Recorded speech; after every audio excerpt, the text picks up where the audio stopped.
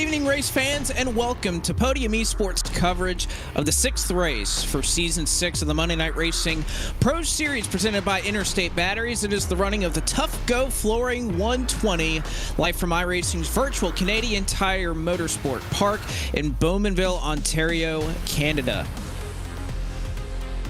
So happy you could be joining us tonight, everybody. My name is Blake McCandless. I'll be joined alongside by my partners in the broadcast booth tonight in Kenneth Bueno and Jacob Hitz. And Kenneth, we leave an IndyCar race last week at Indianapolis Motor Speedway that I think we had a lot of names up front that we're not quite used to seeing, and also saw a tremendous battle between Presley Sora and Justin Melillo for all the marbles at the end. It opened two things up, Blake, while watching that race. One of them was it opened up the strategy books, of course, with the runs that we had with the Indy cars, and then it just opened up the whole talent palette of everybody in M&R to what they can do up at the very front. And what a battle it was between Melillo and Presley Sora. Unfortunately, it came to a crashing end for Melillo, but it was just a battle for the ages that ultimately came to that close. And the Indiana native going to the win at Indiana. You can't script it better than that, and Sora getting his first win after his championship back in season number 5, so that's huge for him as well. It really is, locking in the postseason after winning his championship last year. There's another opportunity, I think, tonight, Jacob, for a driver to do that. And because we're at a road course, it's much different than what we're accustomed to seeing here in Monday Night Racing competition. This is an avenue and an opportunity for a certain type of driver to take advantage of what Presley did last week in getting that win. You're exactly right, Blake. And it's something that we used to see sort of in the olden days of NASCAR, if you will, and by that I mean 20 years ago, back when the Cup Series drivers weren't necessarily used to running on the road courses. We only had 2 on the schedule, Sonoma and Watkins Glen. We only went to them each once a year, and the Cup Series drivers looked at that weekend kind of as a throwaway. There were a couple that were really, really good there. Jeff Gordon, Tony Stewart. They bring in road course ringers, Boris Said, Scott Pruitt, and on. And those guys would go in and look to that weekend and say, okay, here's a shot for us to win and put ourselves in a good position the rest of the way through the season. I think that's how these guys are going to look at it here tonight. And just looking at the speed chart, some new names toward the top, some names that we're familiar with down toward the bottom. And I think because it's such an uncommon road course, at least with the next-gen car, that we're going to see a little bit more parity between the guys that are usually up front and the guys that may not be up at the front always.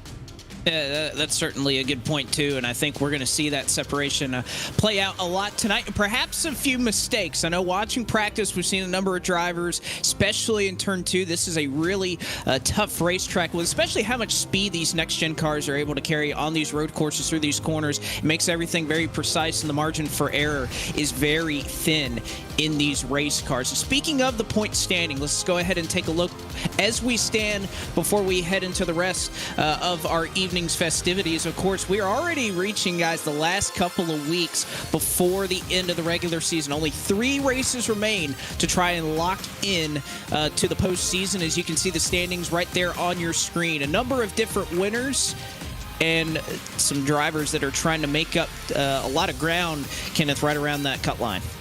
And the biggest thing that I noticed when looking at these point standings is the fact that you mentioned it. There's only 3 races left in the regular season, so if you're below that cut line, or if you're not even shown on this graphic below the top 16, chances are you got to do all that you can in these next 3 races, try to get a win or at least muster enough points to get over that hump. And you watch the different drivers that have already gone to victory lane, 5 all different winners over the first 5 races. Nobody has repeated at all in season number 6, so that only continues to be a looming threat for all those guys trying to get in on points as well, because if new drivers keep winning over and over and over again, you're going to have more different winners. It's going to be less opportunities to get in just the natural way without getting a checkered flag. And Jacob, looking at this top 12, I look at a couple of names beneath that cut line that could really use a good run tonight, or even some that are above it. Alex LeBay, he's been fast in practice tonight. He's only 3 above that cut line. Somebody like Preston Part is very accomplished in road racing. I think there's a lot right here that a couple of drivers can try to make up some ground for sure. Well, and you look at that, there are two big names that are below the cut line, almost perennial playoff favorites every year, and Will Rogers and Rajat Karuth that are below the cut line. They're close, and I know Rajat Karuth, he struggled at certain points along the line this season. He's looking to try and get his feet back underneath him here tonight, and I think tonight could be a night to do it, but he's going to have a lot of really strong competition out on the racetrack that may make his life relatively difficult as time goes on.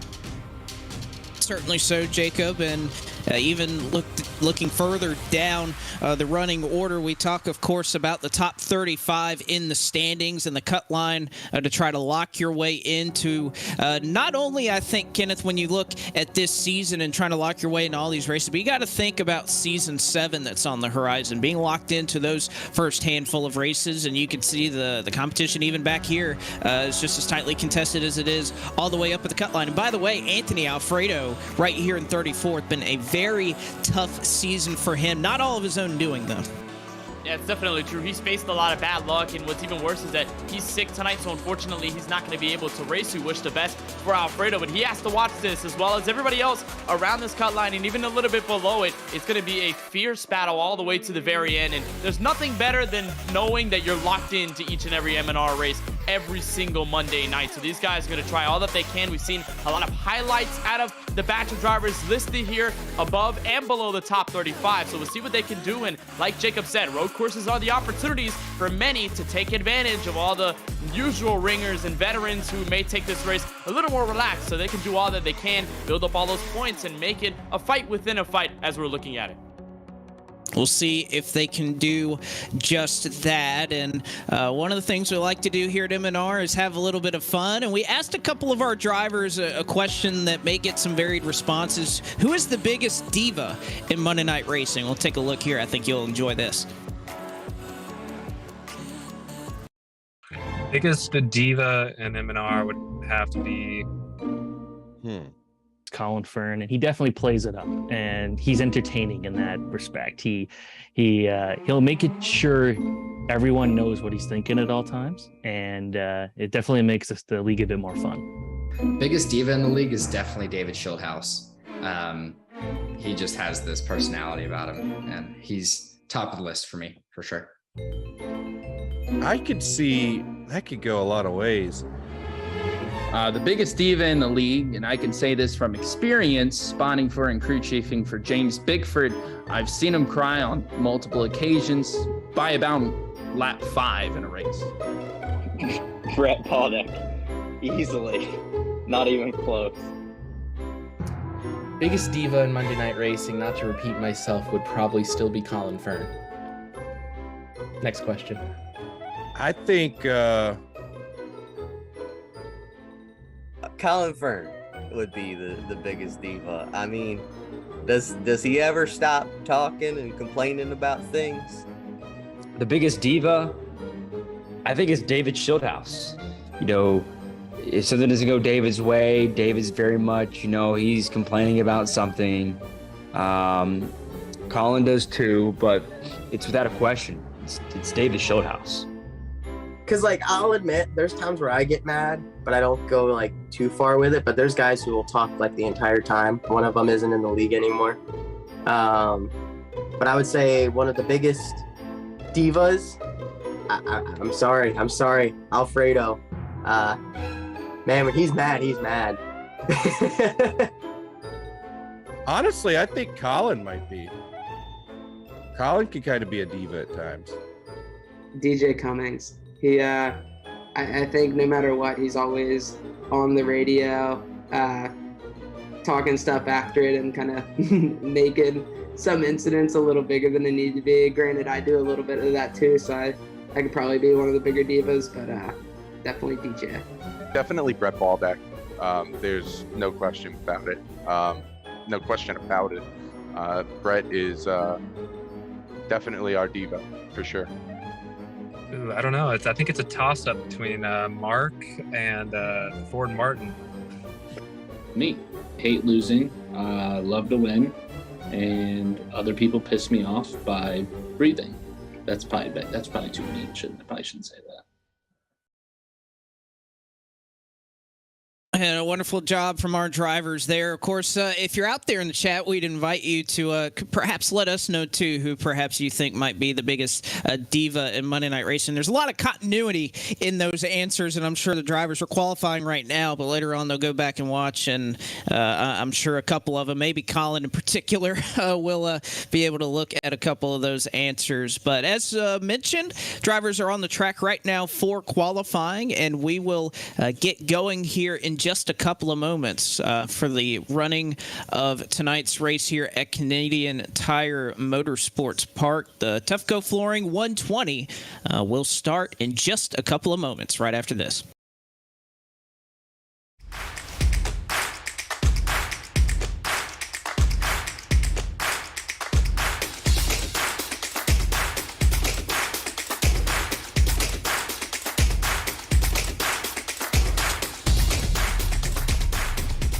Visit our website at tufcoflooring.com. Get the edge on your competition with P8 Performance Gummies. Formulated specifically for gamers and the esports industry, we packed our gummies with all the good stuff, including ingredients that are clinically proven to help tired eyes, improve reaction times, and help suppress computer vision syndrome. Take your focus and endurance to the next level and try P8 Gummies today. Now available at Procelerate.com. Plus, if you're mad about gaming, we're looking to partner with influencers just like you. Drop us a line at support at Procelerate.com to see if you qualify to try our gummies for free. It's officially game on with all new P8 gummies.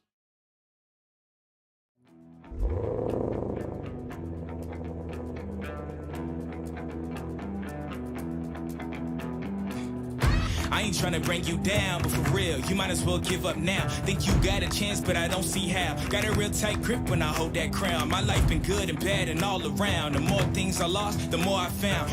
Everybody wanna be like us, we don't stop, cause the top just ain't enough. I'm the first one in and the last one out. Whoever owns the place gotta drag me out. Came here ready to fight on this night, you better just run for your life.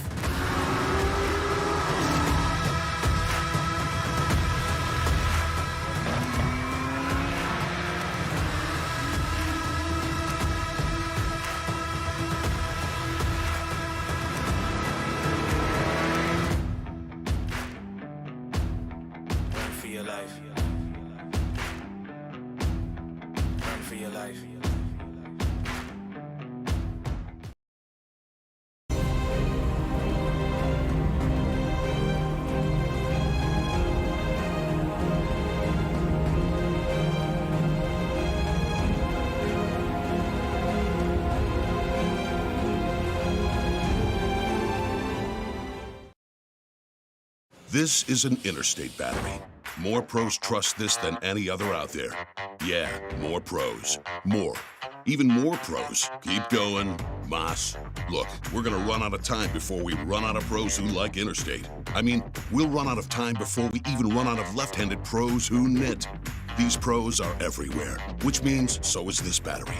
Right around the corner, up the street, everywhere. Interstate batteries, outrageously dependable. Back with you here from Canadian Tire Motorsports Park as the Monday Night Racing Pro Series presented by Interstate Batteries is set to do battle for you here tonight for 1 hour and 20 minutes. We'll call it 80 minutes to make things simple tonight for the running of the Tufco Flooring 120. And Jacob, Kenneth, I do have to say last week did not go so well in terms of the picks. Every single pick that either one of us had finished outside the top 20, so I know we got to be bringing a little bit more to the table tonight. And let's go ahead and take a look at those to see who everybody's going with tonight. And I'm going with Ronnie Osmer and Kenneth. It looks like you did not make a bad pick right there in Alex LeBay.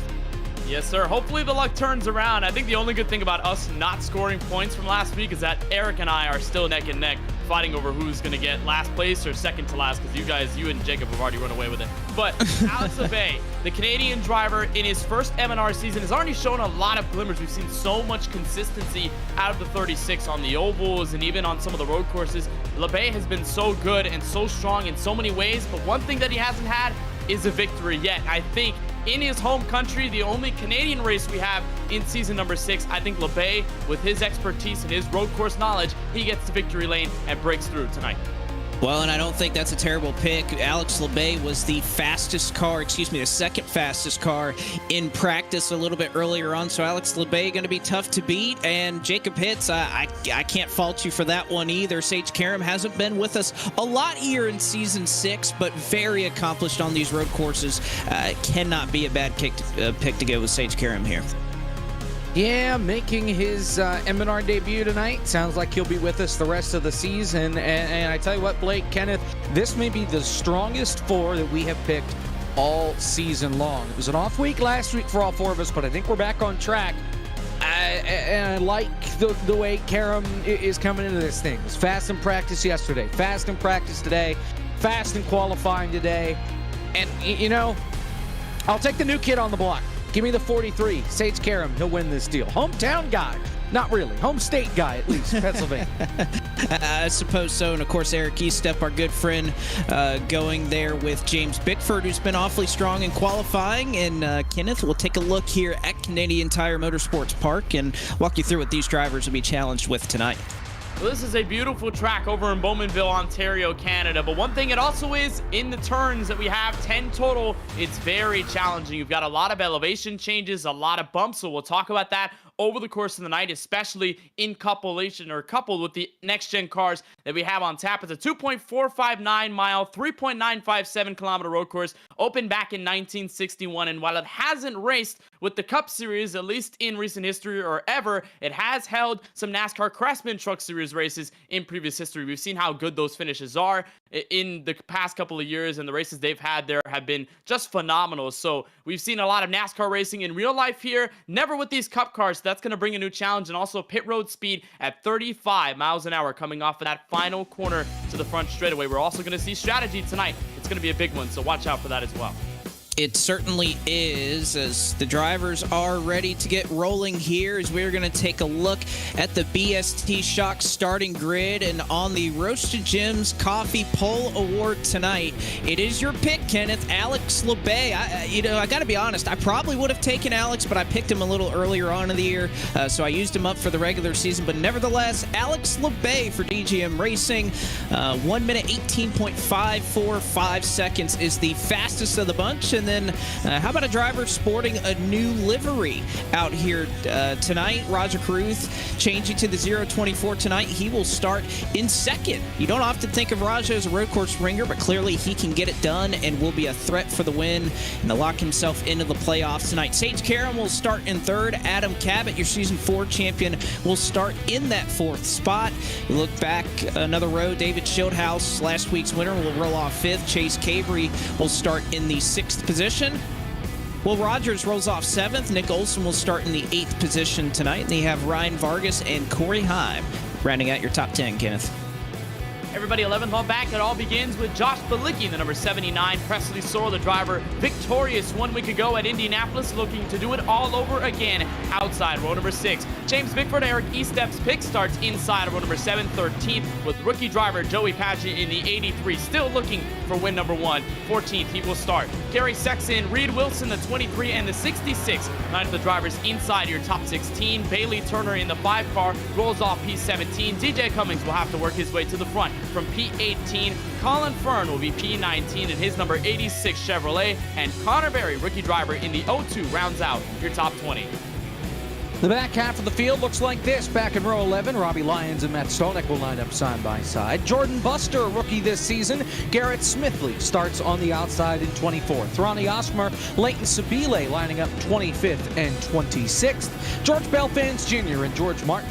Ford Martin, I'm losing it already, in row 14. Justin Malillo, our in-race reporter. Chris Weaver lining up on the outside, rounding out the top 30. 31st is Josh Slate. 32nd, Max Kinnon. Michael Massey will roll off 33rd. Then you have Seth Eggert, Preston Pardis, Stephen Ellis, Brandon Brown, Michael Fisher, Brett Baldeck, Case Collenbach, and Steve Affont, 34th through 41st, respectively. Drivers who all did not complete a lap in qualifying. Now, of course, in iRacing, if you run off track, if you get an incident point in qualifying, it does not count your lap time. So whether that's the case or they just felt like they wanted to start back there because they feel as though they may end back there, we'll have to see. That rounds out your 41 cars set to do battle for you tonight. And if you look at the left-hand side of your screen, you look at the matchups courtesy of Grid Rival, all these head-to-head matchups that could take place throughout this race. You can see Ryan Vargas, Presley Sora, a couple of drivers who are pretty close on the Q chart and pretty close on your matchups. And looks like the favorite tonight, Colin Fern, will be starting in 19th, and Adam Cabot will be rolling off from the 4th position. But it looks like they're ready. Lights are on, green flag is out, and we are ready for the Tufco Flooring 120 from Canadian Tire Motorsports Park.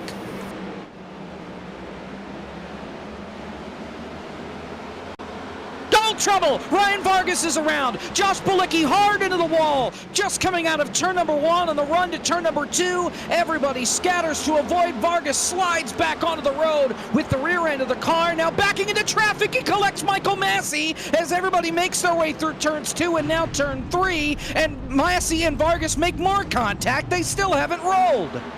Now more trouble. Another car around. Presley Sora has spun. It's Corey Heim. Brett Baldeck's around as well. You can see Corey Heim has spun also. The ruling for this race was there would be a halfway caution. Well from P2. Just spun behind your race leader, Sage Karam, and LeBay already in trouble.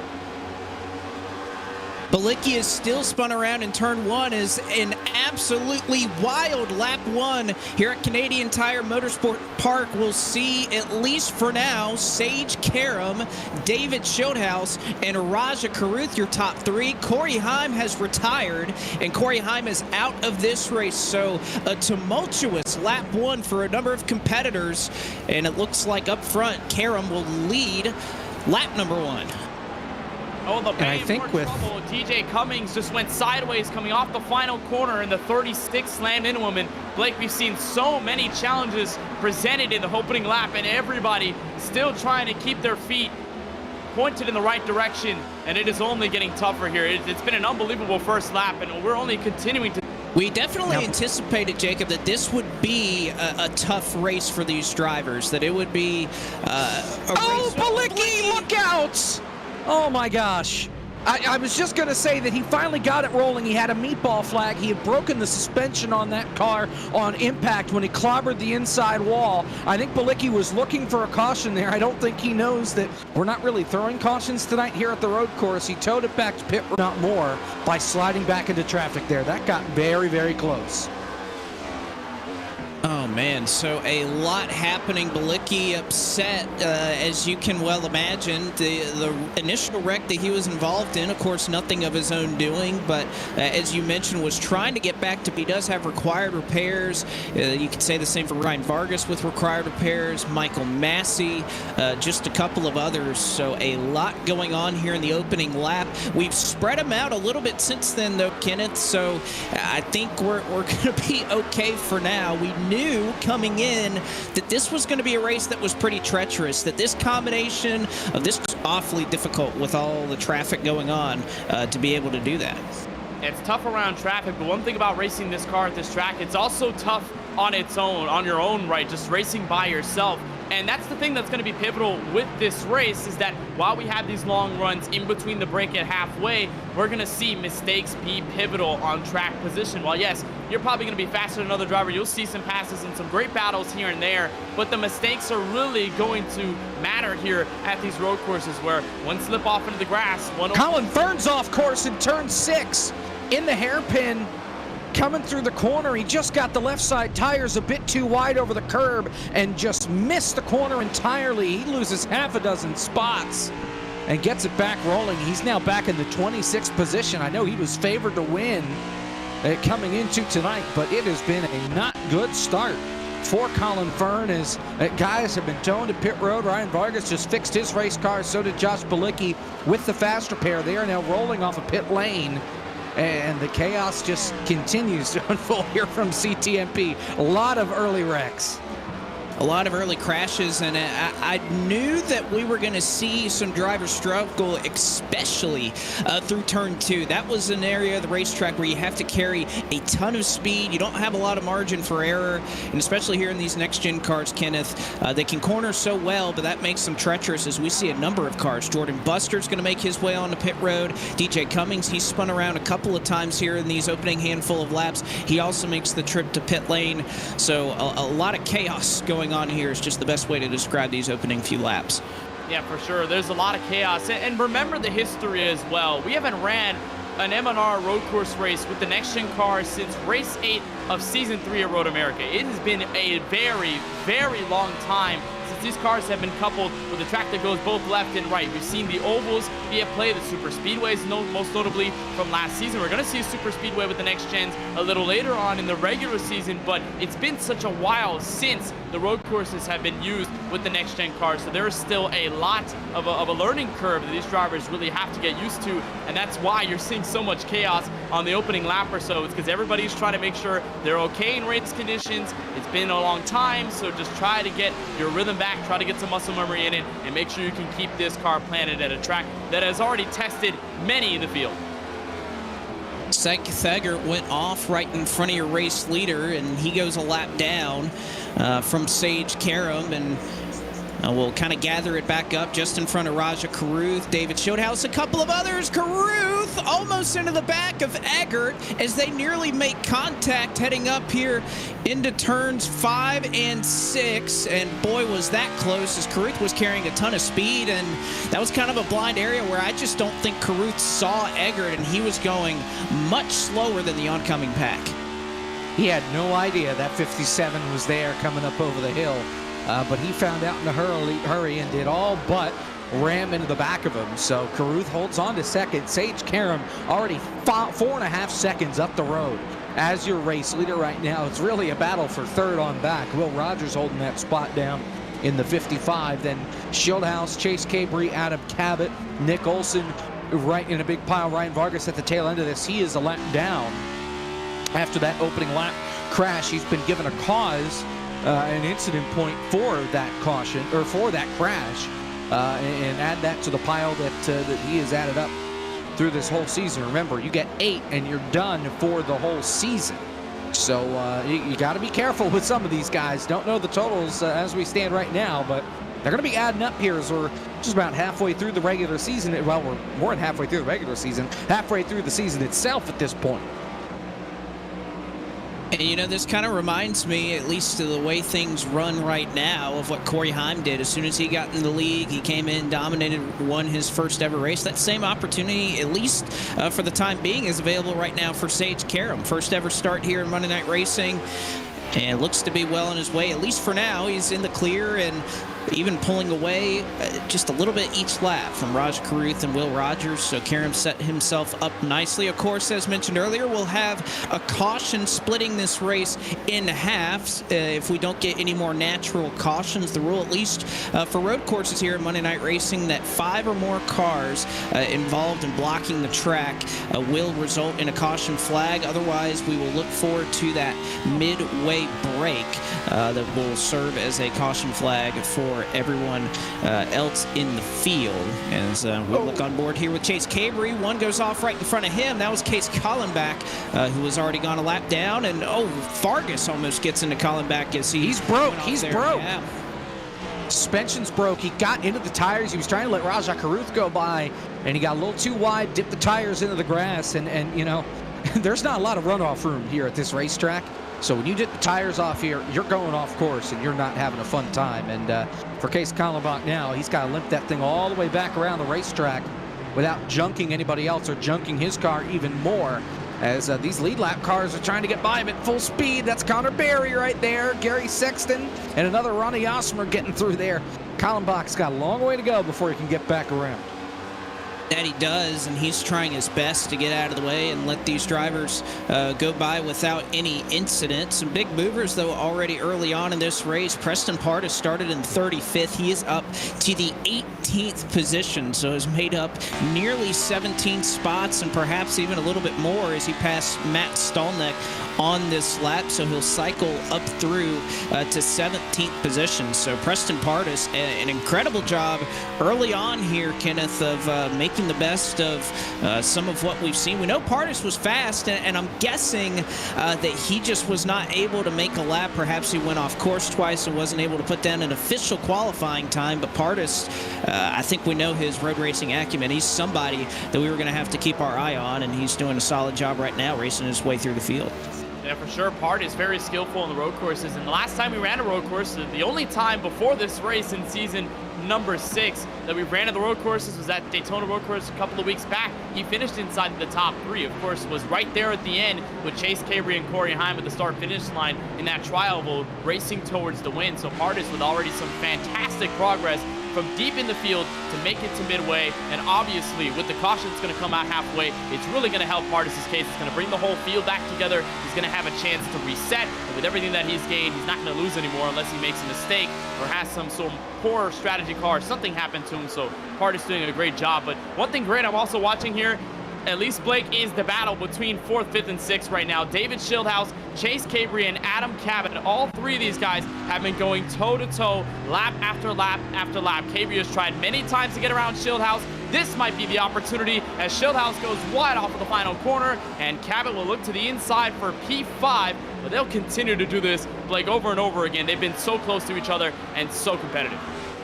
And David Schildhouse went a little wide there off of White's corner in turn 10, and he'll lose a couple of spots out of that. He falls back to 6th as Adam Cabot goes on by, so Chase Cabry up into the 4th spot. Will Rogers is doing a solid job right now in 3rd of trying to catch Rajah Caruth, as Brett Baldeck is another little bit of lap traffic that these drivers are going to have to go through into Moss Corner. You can see another driver that was off there in the grass. Trying to see exactly who that was. We passed him pretty quickly, as I believe they've already taken the tow. No, that was Case Collenbach, who's gone off once again. It's been a tough start for Collenbach. This was my pick. Trouble. Sabile has crashed. That's in turn 2. He's wedged into the tires as you see Osmer go around. That's in turn 6. Sabile and Garrett Smithley both kind of went off in turn 2. Sabile hit the tires. Smithley just spun it. We get a live look here. There's Sabile finally got, or no, that's Cabot that's off. That was inside the top 5. What in the world is going on here as we had kind of calmed things down for a number of laps, but yet again, here we are as everybody kind of running off course. And one of the things that I think that happens, Kenneth, is because these cars are so close and because you're running on the edge, when somebody in front of you barely has an issue or you get a little loose or you just barely overshoot, you can see what happened to Cabot right there. He's lucky he found some asphalt there to try to get his car pointed in the right direction again. But it's one of those things that when you see somebody make a mistake in front of you, you react to that, and then in turn you make your own mistake. Yeah, how many times have we seen in road course racing where drivers looked and learned to the drivers that are running right in front of them? They kind of mimic what they do on the track. So if a mistakes happen, it may just double or triple just depending on the pack that they're in. And you're right there. Found some asphalt, Cabot did. That's probably the best part of the track to get off track, because as soon as he grabbed that asphalt, had some extra grip, was able to slide through the grass without having any extra problems. And although he does lose track position, he falls all the way back to 8th. He's able to continue on without any damage on his number 17 machine. So thank goodness for that. He was saved at that point. You look on board with the Hy-Vee machine. This is Michael Fisher in the 96, who I think had some highlights at Indianapolis 1 week ago, guys. But let's see this on the 96 running inside the top 20 and looking on Joshua Slay. May see a nice battle for 19th through up. Well, again, somebody else that started at the tail end of the field has worked his way up from 38th up inside the top 20. So Fisher, at least in these opening laps, doing a solid job of trying to make up a lot of ground very quickly and put himself in a better position when we get to that midway race break where we will get that caution flag. You can see once again Raja Caruth. He has lost touch with Sage Karam, who continues to drive away a couple of tenths per lap, but he will have his hands full with that driver who's right behind him for now. You can see Will Rogers has made up a lot of ground on Raja Caruth. Yeah, and we'll see how this goes with Will Rogers. He's been closing him in over these last couple laps as the battle behind with Cabri, Schulthouse, and what was Cabot. As that happened, that allowed Rogers to scoot away a little bit.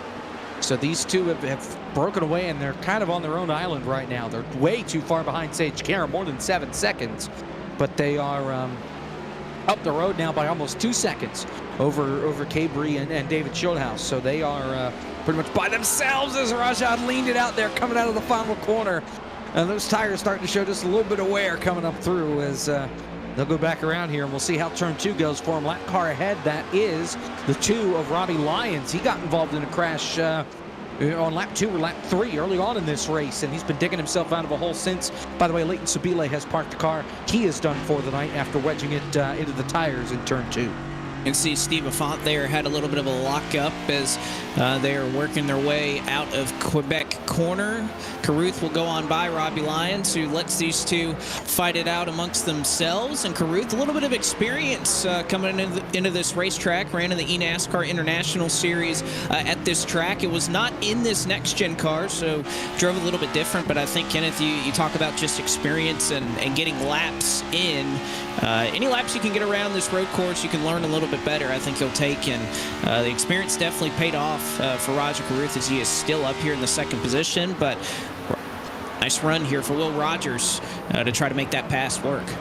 And the recency also helps. It was a couple of weeks ago, so Caruth has some memory, and as he's coming back into this track tonight for the Seminole race, he's thinking, all right, well, I learned some things in the eNASCAR International iRacing Series race. I've got this track pretty much nailed down in my head, memory-wise, and knowing how to attack each and every one of these corners. So Caruth, with a lot of the experience at that race, and performed well, obviously fell back with some of the issues that he got involved in the latter half of that event, but he showed a lot of promise, a lot of speed, and is doing so right now, although Rogers is really hunting him down, and I'm seeing a lot of mid-corner speed out of Rogers. Caruth better somewhat on the exits, Rogers though better on entrance and even some parts of the apex. It looks like he might try to get advantage here coming down the hill and maybe going back up to Moss Corner. But Rogers really putting the pressure, and Caruth just trying to do all that he can to keep this car stable. It's been tough for him to do so. He's been kicking out that rear end many times over and over again. And Rogers might have the opportunity here if he can grab some draft on the Mario Andretti straightaway. This is probably the best chance you can to try and make up some ground here. As you can see, Ryan Vargas, who had gone a lap down a little bit earlier, has run off again, and that might do it for Ryan Vargas. You could see he had some suspension damage right there. He'll have to come in for required repairs again. But Jacob, I don't think he has that fast repair in the back pocket. So Ryan Vargas's day here may be, if not done, he's going to be several laps down by the time he'd get back out on the racetrack. Yeah, it's been the rotten, horrible, no good day for Ryan Vargas out there. Lap 1, turn 1 on exit, got loose, spun it around, got involved in a couple of other cars, then trying to get it rolling to turn number 2, went off, visited the tires, went to pit road after that, got it all fixed up, used his fast repair at that point, got it back, lap down, and now he's found his way to the tires once again, and he's going to have a heck of a time limping that thing back around. Jordan Buster had some issues coming out of the final corner, but again, our eyes go right back to second here between Raja Caruth and Will Rogers. We talked about it earlier, 2 guys on the outside looking into the top 12, and they're going to be fighting hard for this position as we're getting closer and closer now to the final 10 minutes or so, or rather final 15 minutes before we get that caution. And just, of course, one thing we want to note is that 5 minutes before that caution will be thrown, pit road will be closed. So you can't short pit or do any of those things. We imagine that at least at some point over the course of this run that these drivers will pit, perhaps for tires, for fuel, but they will not be allowed to do so within 5 minutes of that caution being thrown. As we'll see once again working around the racetrack, lap number 14. Trouble front straightaway. Max Kennan is around. Here comes the leaders. Oh, man. They get by. That's Carruth and Will Rogers. Kennan just coming out of the final corner, got loose on exit on the gas and slammed into that inside wall. As now he just crashed it again. I think he just pretty much ended his night. He drove it straight to the end of the tire barriers in turn number 1 and had one of the worst crashes I've seen. That's Case Kallenbach. That's off track again in the background. There in turn number 2, and turn 2 is the trouble spot here tonight. Kennan has parked the car. Carruth washes up. Here comes Will Rogers. He takes second in turn 3. Yeah, Carruth had a little bit of a mistake right there in the Quebec corner, and Will Rogers, who's just looked a little bit smoother these last couple of laps, was able to take full advantage. He had a run, but wasn't quite able to make it work with those cars spinning around on the front straightaway, and now Carruth may have his hands full in the next couple of laps with Chase Cabry, who was able to make up some ground through some of the lap traffic by catching these two who were battling for second. So Chase Cabry has separated himself from David Schildhaus further back down the road about 3 seconds, and now Cabry looking to be a fixture up here at the front and try to chase down Raja Carruth. As you can see James Bickford, Eric Estep's pick a little bit earlier on in the night. He's finally cracked the top 10. And Bickford here doing a nice job. It looks like he's going to work on Joey Padgett in the 83. That's that yellow and gray Ford Mustang right in front of him. So we may see a nice battle building here for P9. But you talk about those guys with Cabry starting to catch in on Carruth and Rogers. It's sort of the similar deal that happened with Rogers and Carruth with guys like Cabry, Schildhaus, and what was Adam Cabot at the time when those three were... Oh, Cabry just went off in turn 2, and he does have suspension damage. So just as we were talking about, Chase Cabry running up inside the top 5, barely ran off the racetrack, locked up the left front, and there's just no stopping it after that. This grass is so slick once you run the car off, and here you can see the smoke right there locks it up, and there's just nothing that Cabry can do, knowing he's going to hit that wall. Tries to lessen the damage, but unfortunately broke the suspension. He's actually going to take a tow back to pit road. I think that's the right call, just to tow it, just because, I mean, you're so far away from the front straightaway at that point. You risk damaging your car more and possibly wrecking other cars trying to bring it back around. Just stop it. I know it's a long tow, you're going to lose time, but in the end of it, just bring it to pit road and let him fix it and bring it back out there. Try it again. Heartbreak, though, for Chase Cabry. Well, a little bit of heartbreak, but, you know, this is one thing. Oh, Raja Carruth's pitting. So Raja Carruth running in third now after that battle that he had. He got the best of it with Chase Cabry. He's going to make his way on to pit road, and we'll see what the call will be for Raja Carruth. Looks like no tires. It's just going to be fuel only for Raja Carruth, and so he'll get his pit service done a little bit earlier on in this run, and that will bring the battle back here for Alex LeBay. Trying to make his way by. He actually lets Adam Cabot through, so Cabot up to 5th. It's a little bit of pit strategy happening here early on in this run.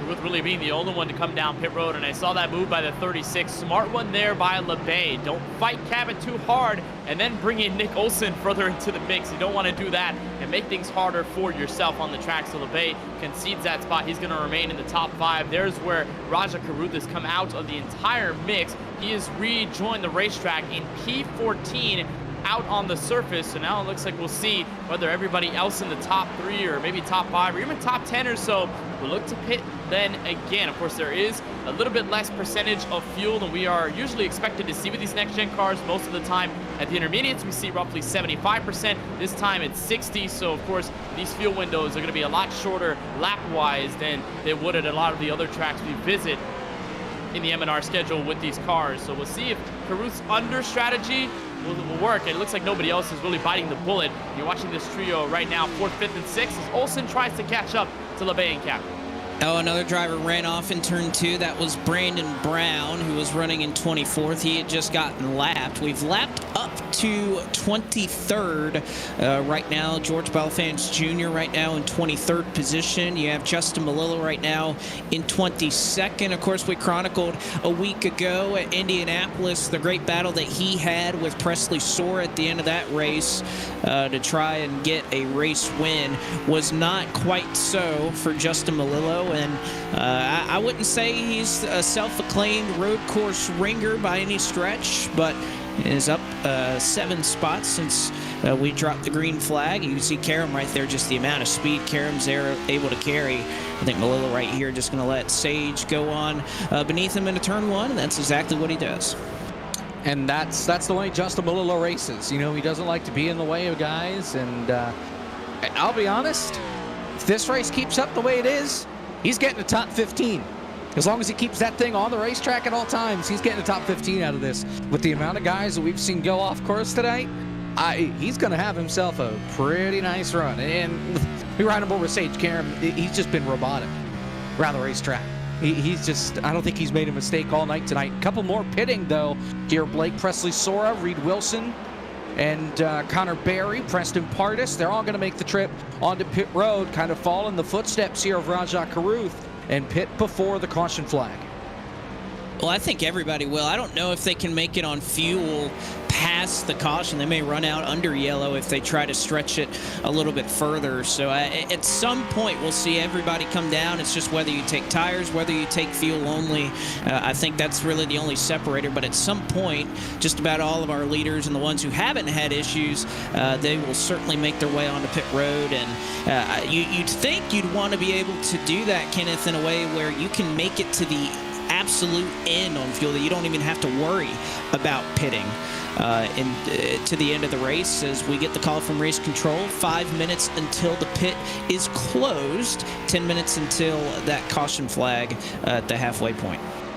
And with the 60% fuel, that caution in the mix, it's just way different. It's hard to really compare to what happened at the Daytona road courses. It looks like Joey Padgett going to come in all by himself on pit road. Actually, may have a couple of takers in front of him on the lane to follow. Looks like Nick Olson, Alex LeBay, they are also in with the 83, so you can see that. Will Rogers, the 55, rather the 7 car on pit road this time through. So more takers, everybody taking fuel this time by. I think they got that warning by race control. Josh Mendoza said, all right, I think this is our cue to come down pit road and make sure we're fine on fuel. But it's just so different from that Daytona road course race because, you know, the cautions here in the Midway, there was no caution at all in the Mazda MX-5 race at Daytona. You had to really play strategy by ear and see how it all worked. You can't really bank on that caution. Now it's so different. I think it's really going to change the calls and make things more adaptive on these guys' hands. We'll see right here, Josh Bilicki didn't exactly have the go of it, at least early on lap 1. He got spun around about 3 or 4 times on that lap. Got spun, tried to get back going, got spun again. So hasn't been a great day on the racetrack, but it's been a great day off the racetrack for Josh Bilicki today. Announced that he will be running multiple races next year in the 2023 NASCAR Cup Series for Live Fast. Ziegler Auto right there you can see as the sponsor. So Josh Bilicki added 1 to the numerals, went from a 77 to a 78, but great news there for Josh Bilicki as he will be running in the Cup Series part-time next year for Live Fast. And I imagine you'll probably see him, Kenneth, on a lot of racetracks like this that he specializes in real life. A great and accomplished road course driver in his own right. Oh, for sure. He's shown a lot of great stuff on the road courses in sim. He's done the same in real life, so very exciting for Josh Bilicki in the 78. But we have had word, Blake, that the leaders have come in. Sage Karam went down on pit road, and the same goes for Adam Cabot, David Schildhouse, James Bickford among those. So basically the main batch of drivers at the front who had yet to come down for service have now come in for fuel. Trouble, pit road. David Schildhouse has spun. They didn't give him fuel in his pit stop. He stopped in for a second. He has spun it around on pit exit. David Schildhouse with a disastrous pit stop, and I think with where he stopped, I think he's out of fuel. That's at least my guess here, is where he has stopped, as he is now just towed it back to his pit stall. That is huge for Schildhouse because he has to tow that thing all the way around the racetrack. They didn't fill it up with fuel, and he now has to tow a disastrous pit stop for David Schildhouse. I was wondering why he was sitting backwards at pit exit, and I was just wondering how in the world that happened, because you barely have space to spin the car around, but that is the case. Believe he came down pit lane, did not fill up on fuel, and I think this is when, if you're a David Schildhouse fan, you have to be pretty thrilled with the fact that he has a win already locked into the postseason. He said, I'm going to do everything I can to keep this car on the racetrack and just be there at the end. Well, he kept his car on the track, Kenneth, but you got to add fuel too. It's kind of important. You gotta add fuel. That was so odd there, sitting there for so long. I think just letting some traffic by and just waiting to see what would happen. And I saw the revs there on the replay, and his just bounced. Trouble off track, and I think this is turn number 3. Brandon Brown, George Belfans Jr. And Belfans just came in and hit Brandon Brown. Brown was already off course. I heard him hit the tires, and then George Belfans Jr. said, wait for me, and came flying on in there as well, made contact. Belfans keeps it going. Brandon Brown has to tow. He got it wedged in the tires. 1 minute to go until pit road is closed. Ronnie Osmer has parked the car, and here's a replay of what happened to these two. So there you see the first incident. Brandon Brown runs off course, and then George Belfans in a completely separate incident. Hold on, guys. Bickford had to tow. Bickford has issues. James Bickford crashed it in turn number 2. He just overcooked the corner, drove it into the tire barriers, and he got stuck, broke the suspension, and he has to tow. Disastrous for James Bickford, as he was somebody that had speed tonight. You'll see the replay here. Just drives it in way too hot into turn number 2, locks the tires up, and goes hard into the tires, breaking the suspension on the right front. And he now has a long wait in his pit stall. A long way to go. Matt Stallneck's now in trouble. He's reversing. He's in turn number 3. He has crashed. Melillo's in it. I'm sorry, turn 2, and Melillo got him. Yeah, coming back on the racetrack, just keeping the throttle down, and he collected Melillo. This is as wild as the start. Melillo has to tow, as does Stallneck. This is unbelievable. And this is all right before pit lane closed, and indeed now it is closed, so you can't come down and pit unless you're entering a closed pit. So everybody who pits right now is Stallneck. You could see the replay of him going off in turn 2. Colin Fern has crashed in turn 2 in the same spot. He's got a meatball flag, I think. Maybe, no, he's rolling. We'll see how that right front suspension is. He's back on the racetrack as you see the replay. Colin Fern does have a meatball flag, so his car is broken. Turn 2 strikes again. Another one bites the dust, and the guy that was favored to win in Colin Fern has damage, critical damage to the 86, and he has to pit. Reed Wilson almost just spun in Canada corner right in front of Bailey Turner and Connor Berry. He has pit, so Reed Wilson is up into the top 10. You can see the replay of Colin Fern running off, and got to give a nod to the production team here. They are dealing with a lot right now as these drivers are running all over this racetrack and running off this racetrack, I guess you could say, if you've been tuning in the last couple of minutes. You can see Raja Caruth. He has caught Sage Karam for the race lead. So Karam obviously ran into an issue or got slowed behind a lap car. So Raja Caruth now here with just a couple of minutes until that break is in contention to try to take over the top spot.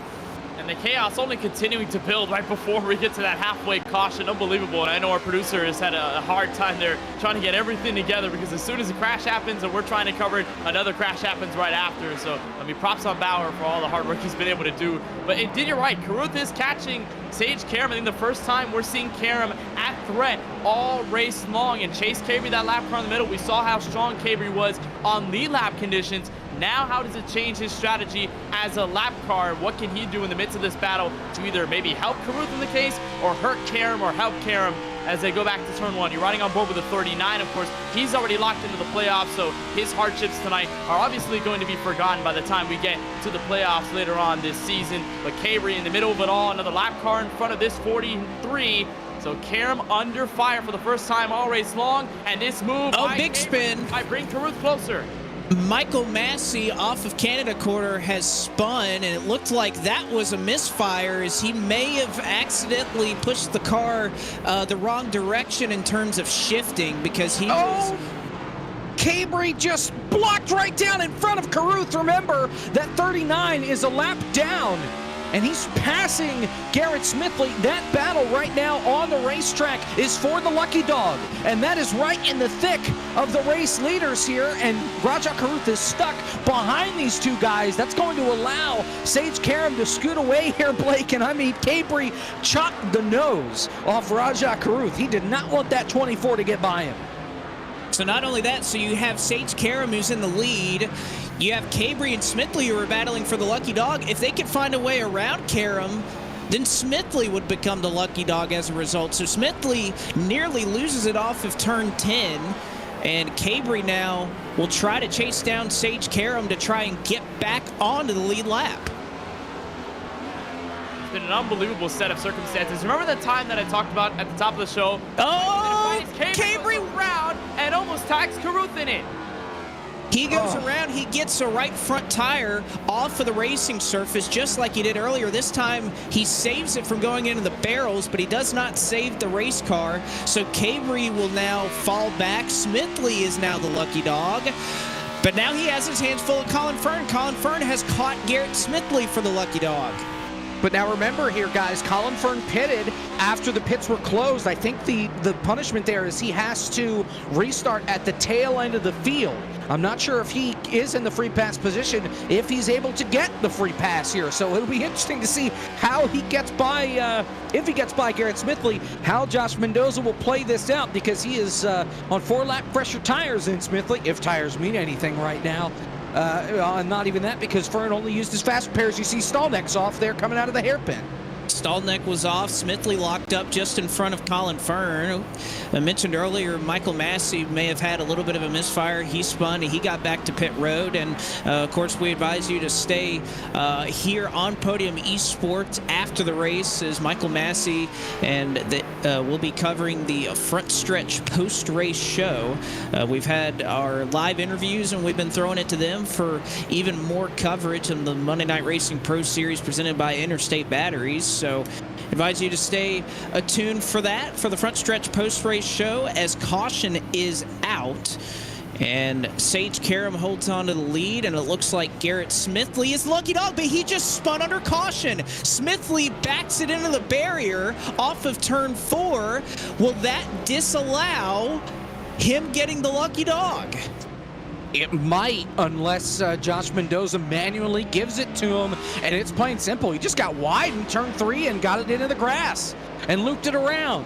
Unbelievable. Is it a full moon? David Schildhouse has stopped. Hold on. What happened to Schildhouse? Schildhouse has stopped. This is on the Mario Andretti straightaway. I think he ran it out of fuel. He either ran out of fuel or money shifted. And I'm not sure which it is. Yeah, he was sputtering. He ran it out of gas. How did he?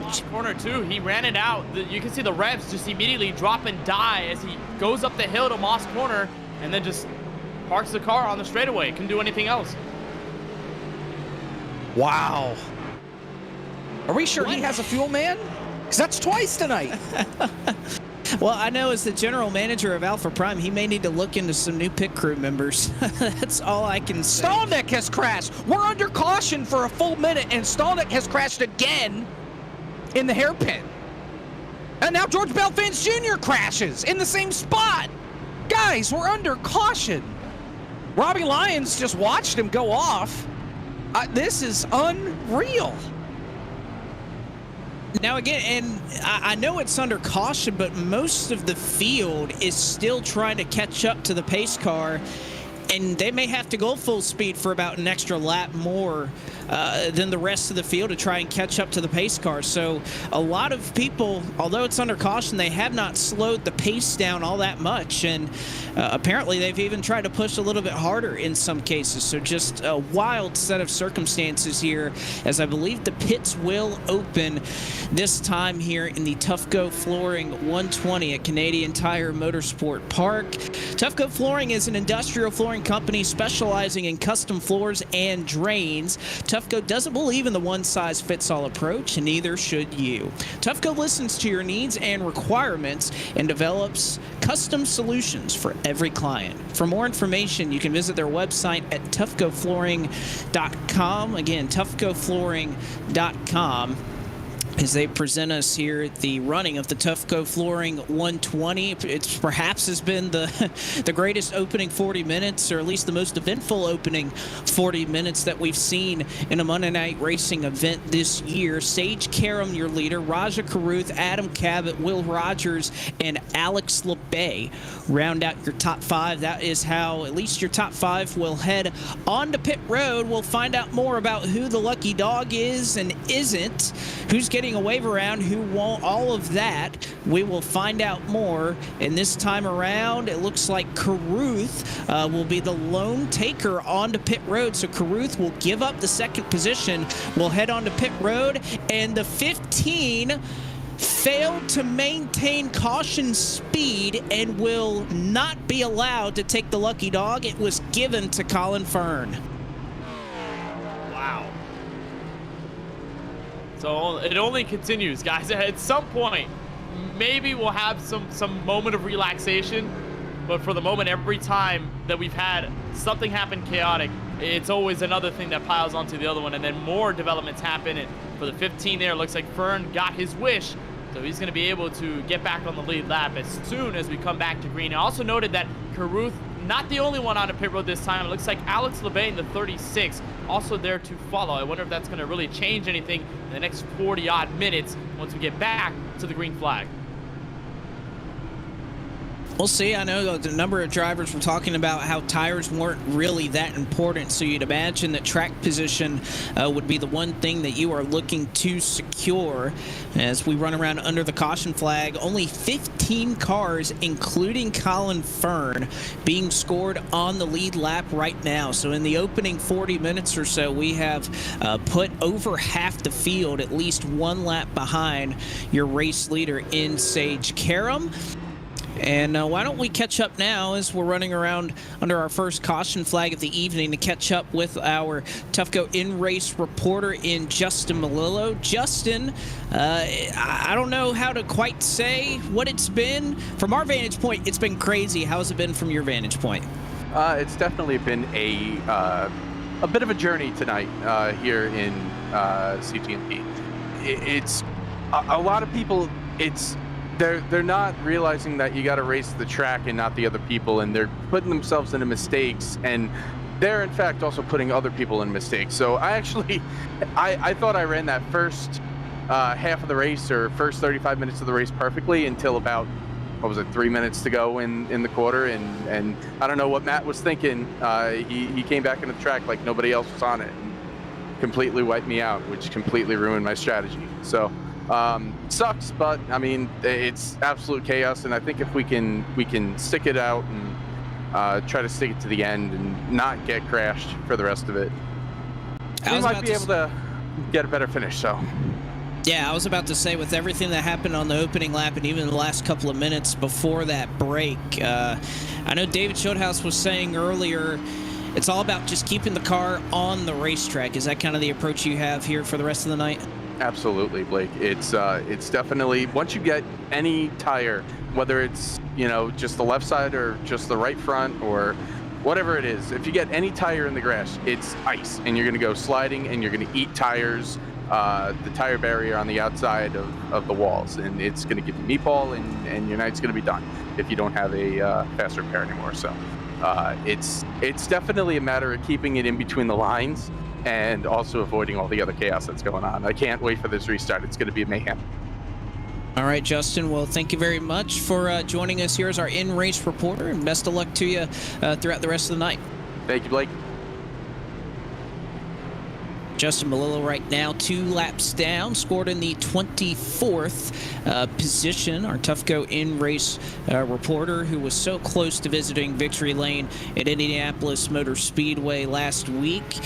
And we'll look forward to the 87 cars next week at Auto Club, which I'm sure Justin might be happy about. And I'm just going to say here, I have been knocking on the door of Ford Martin to try and see if I can't maybe take my hand at running that race. You guys know how much I love the 87 cars.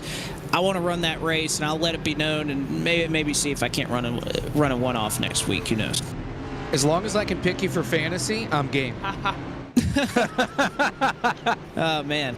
I don't know if you should be that confident in me. I'd like to remind you here that Interstate Batteries is built to top industry standards. Interstate Batteries has been the technician's choice for 9 years and counting. Powered by a distributor network of 300 wholesale warehouses and backed up by more than 150,000 dealers around the world, as well as 200 all Battery Center franchise stores, Interstate seeks to deliver the most trustworthy source of power to the world every single day. Interstate Batteries, outrageously dependable and proud partner on the Monday Night Racing Pro Series presented by Interstate Batteries. When we get back going to the green, you can see right there on the top left-hand part of your screen, 36 minutes left, and Karam gets loose off the jump, will lose the race lead. There goes Adam Cabot as Sage Karam, who has not made a mistake all night long, makes his first one and loses the race lead.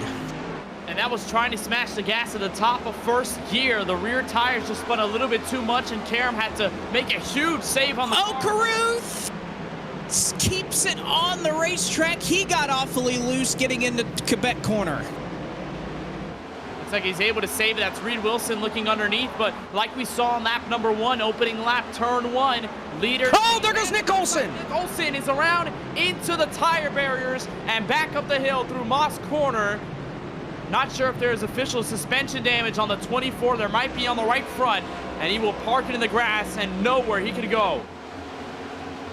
And you can see the tracks that were left by Nick Olson there as he went into the tire barrier. Probably the first time that we've seen somebody off of Moss Corner hit, or at least into Moss Corner, hit that end of the racetrack, as your top 3 have separated themselves just a little bit from the rest of the field. Cabot, Karam, and Will Rogers. Then you have, well, it was Nick Olson now. It is Joey Padgett who finds himself in the 4th spot. Another rookie sneaking his way up into this deal. I know the rookies have been the talk of the town all year long so far. And, you know, Sage Karam making his first start. He's in 2nd. Padgett's up there in 4th. Alex LeBay, it's been a while for him. He's back up into the thick of things now. He's up in 7th. So. Oh, trouble. Oh, there goes. Gets turned by Connor Berry. Yeah, we were on board with it right there. Getting into turn 2. Berry and Sora make contact. They're going to keep it green here, literally, just through the grass. Both of them kept it off the wall. They did a great job keeping it off from damage. There's trouble up the road, I think. Yeah, Joey Padgett got sideways. Well, Sora Joey Padgett lost spots. Sora hit the wall. He just didn't hit the tire barrier, so Sora with a little bit of damage. Padgett got turned by Bailey Turner in Quebec corner, and that got him all sorts of sideways. That drops him back to 9th. He was able to pop it back up into gear. Now Connor Berry has more issues. He has crashed again coming into Moss corner. Here's the replay of what happened here with Bailey Turner and Joey Padgett. This is coming into turn 3, and just bump, bump, dump. Another lap of chaos here as Preston Pardis goes by Reed Wilson and gets a spot there. Well, now Reed Wilson's going to try to dive back down to the bottom of turn 1. So these two duking it out. We've seen so many drivers off of this restart after the midway caution get so loose coming out of these corners. First, it started with Karam, then it happened with Rogers and even with Carruth. It happened with other drivers, especially Sora there. That's the reason he got tagged by Connor Berry, because he was next to him going into turn 2. And we're seeing it more, just drivers getting sideways lap after lap and corner after corner. It looks like these tires are not really keeping up well with the cars on the racetrack. It looks like Pardis is able to stop the bleeding for now against Reed Wilson as you look on board with Sage Karam, who has since fallen back to 2nd. Looking behind, Will Rogers trying to keep the pressure up. Trying to keep the pressure up, but also trying to keep trouble. The Michael Fisher. This is turn 2. Sort of behind where everybody was at. He was still on the lead lap, and well, like Melillo talked about, you dip the tires off and you're going off course. That's exactly what he did there, coming over the hill. And he goes down, hits the tires, and breaks the suspension on the right front of that 96. He was having a good run going. He's had a good season going so far, and just gets a little too high, wide, and handsome there, and he pays the price. You see it off of turn 2, and that has just been the trouble spot. We knew it was going to be coming in, and I think the drivers were well aware of it themselves. But nevertheless, we've seen a lot happening as there is a battle for 4th that is pretty hotly contested right now. Raja Carruth, who fell back on that initial jump, was able to make his way by Bailey Turner. So Carruth goes up to 4th. And just a little bit further up the road that we were watching just a second ago, you have Sage Karam, Will Rogers, who are still about bumper to bumper here trying to chase down Adam Cabot. And I saw there, we've talked about the 43 of Karam being remarkably perfect all race long as LeBay looks to the inside of the 5, Bailey Turner for P5 coming out of Moss Corner. Textbook pass by the Canadian driver. LeBay moves up into 5th. Troll will try to catch Caruth this time by. But Karam there, you saw exactly what happened into turn 2. Just got loose, washed up the track, almost got into the grass, and just opened that door for Rogers. And it looks like, at least from what I'm seeing, clean air seems to be mega important if you're at the front of the field. Karam took the lead away from LeBay, turn 1, lap 1, never looked back. Now Cabot takes the lead away off of a mistake by Karam on the opening lap of the restart, and he's pulled away to 2.3 seconds.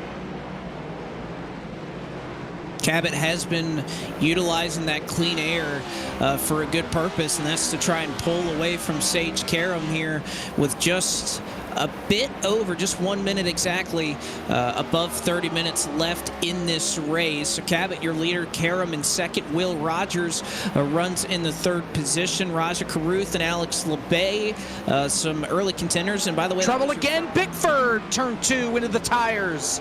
That's his second go at it, and again, this right front suspension, not sure it held up. He got it with the right side of the car. You can see he's frustrated. Yeah. Meatball flag. He tows it to pit road. Bickford, who was at this point not on the lead lap, just trying to bring it home with a good finish. He cannot seal the deal. He has to tow it. His night likely done. He's already used that fast repair. Saw the 41 of Stallneck. He went off in turn 5, and he's doing his best to try and stay out of the way and let these drivers by as he currently runs 8 laps down. So a tough evening there for James Bickford. As you can see, the reaction there, very visibly upset with himself there. And I think that's the running story for a lot of these drivers, Kenneth, that coming into this race, there are a lot of drivers who showcased a lot of pace here tonight. They've just run into problems, whether they have a fast repair left or have used both of them up to this point. I think you look at the running order here and you kind of see a little bit of who has survived up to this point right now. I take a look at somebody like Ford Martin, who definitely wasn't setting the world on fire in terms of pace, but he finds himself in 11th simply because he just hasn't made any mistakes. And again, it turns back to the... Oh, Bailey Turner's off in turn 2. He's in the tires. George Belfans Jr. was off a couple of seconds ago. He is broken. Bailey Turner was running 6th at the time. He goes off. He takes a dive for the tires in turn 2. No meatball flag yet for him as he is back up to speed in turn number 3. And once again, dipping the tires. It's a deadly mistake. This time it cost the 5 of Bailey Turner. You know, the one thing I've noticed with this next-gen car and with this independent rear suspension is that any braking zone that is a little bumpy is really difficult for these cars. And that's already a tough corner as is, getting into turn 2, getting into Clayton Corner. And how difficult it is. You're trying to carry a lot of speed. If you give up a little bit of time, you're giving up a lot. And it's such a difficult corner to get into. But these next-gen cars in particular, Kenneth, I don't think they handle very well just anything where there's a little bit of bumps into the braking zone and you're going downhill. You can see right now, even Adam Cabot, as he gets in there, you can see the suspension, you can see the car rocking, you can see Gary Sexton has gone off as well. That's in the essence. Back up. Yeah, that's near the end of the racetrack. The last sector here just went wide. And remember, that same part of the asphalt that Adam Cabot grabbed, the 23 was just a little bit too late to grab that asphalt and some extra grip. By the time he slid into the grass, here's a look at it. This is a right-hander coming into the last 2 corners of the racetrack at Canadian Tire Motorsports Park.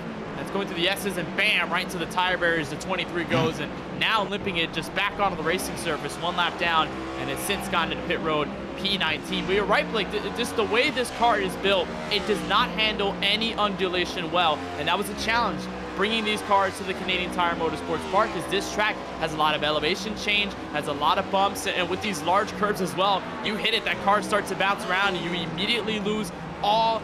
Garrett Smithley, he's just crashed it here. This is the hairpin.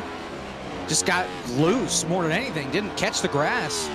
Just lost it. Lost a couple spots there, but he gets it back rolling. And Josh Slate also went off. He spun. And yeah, he's been having issues. My goodness, he actually did an incredible job to not hit Jordan Buster there. He picked the left front of the left rear tire up off the racing surface and kept it out of the way of Jordan Buster.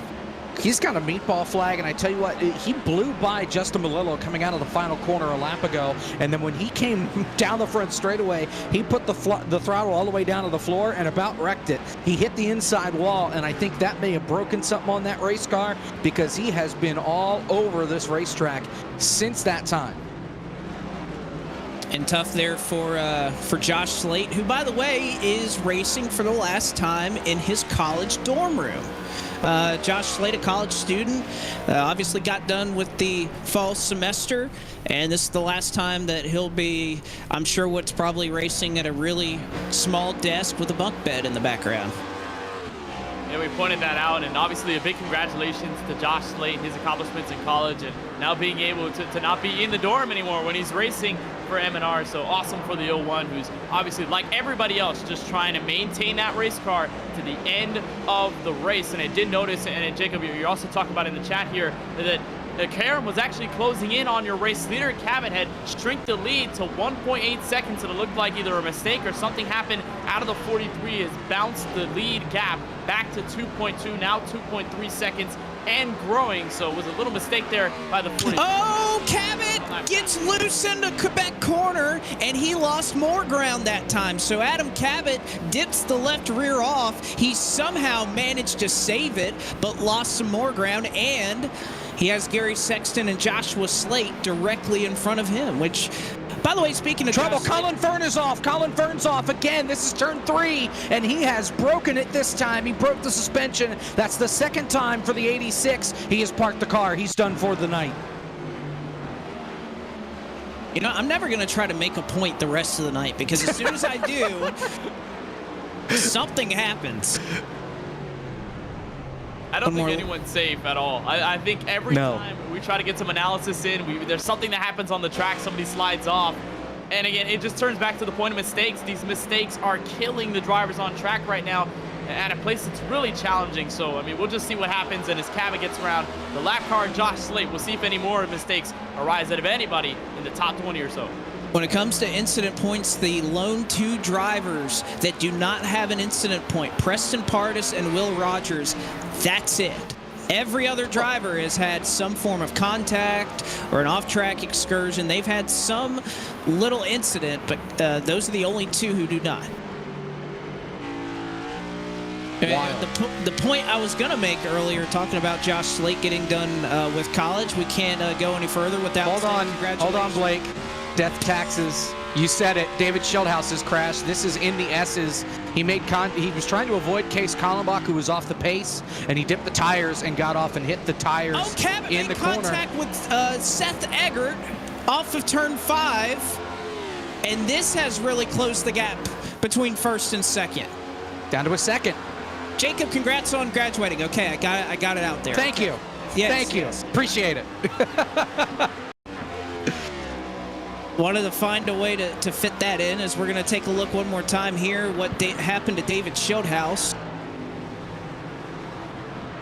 Oh man, he had to lock up to miss Kallenbach and right into the tire barrier. Again, the no margin for error at this track either. You know, you'd expect a track so challenging. There are many tracks on either the M&R schedule. Alex LeBay's pitting. Strategy. I remember LeBay also, Jacob, pitted at the halfway caution at 35 minutes, so he's pitting an extra time. He came in with Carruth in the 024s, it looks like right in front of the race leader, and the 8 machine is able to get out of Cabot's way. I think we'll stay clean there, but that's interesting. They're an extra pit stop with 22 Oh, Roger Carruth has gone off in turn 4. He just crossed over David Schildhaus. No contact made. But he was in 4th and was trying to maintain a gap over Preston Pardus, and now Pardus has passed Carruth for 4th.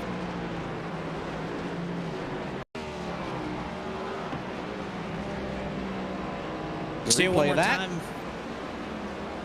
Yeah, I think Schildhaus was, oh man, he has drifted. The fact that did not end up worse, he did an incredible job of wheeling that car so that by the time he hit the grass, the nose was pointed where he wasn't just going to fly right into the tire barrier. So I'd say a little bit of a mistake right there, but impressive recovery there for Roger Carruth. Yeah, he should have been wrecked. He should have been firewall deep into the tires right there. That's a wheel man. The gap for the race lead, as you can see on your screen, down to a half a second. It was once about 4 seconds. Now Karam within a couple of car lengths of Adam Cabot. And now that there are no lap cars in the mix, Blake, it's only going to help Karam's case, a driver who's been so fast all night long and has capitalized on the mistakes by Cabot as well in this specific run. And now he's got the opportunity within striking distance to do something. The next car up in line is Preston Sora, but remember, they just came down pit road. Him and it looks like Bailey Turner in the 5 car and a couple of others will have also hit the pit lane for what may be the final stop for fuel in this Tufco Flooring 120. So we'll see. But Karam now with a clean sheet of paper and Adam Cabot directly in front of him to challenge for the race lead. Not only that, I think especially here down the Andretti straightaway, you get a ton of draft. You carry a lot of speed. And so if you're within about half a second or so of that race lead, it really just pulls you right in. It reels you right in, and you could see how much ground Karam was able to make up there into the final set of corners. So we've seen a number of drivers make their way onto pit road. Both your race leaders are in. Karam makes up all the ground and is within mere inches, almost makes contact with Adam Cabot. So your top 2 will come out almost dead even. I wonder if we'll see a pass here on pit road. Cabot turns to his pit box. Karam, though, he'll have the lead pit box, so could that help car 43? And Rogers pitted as well, so Raja Karuth takes the lead. Pardis takes over second.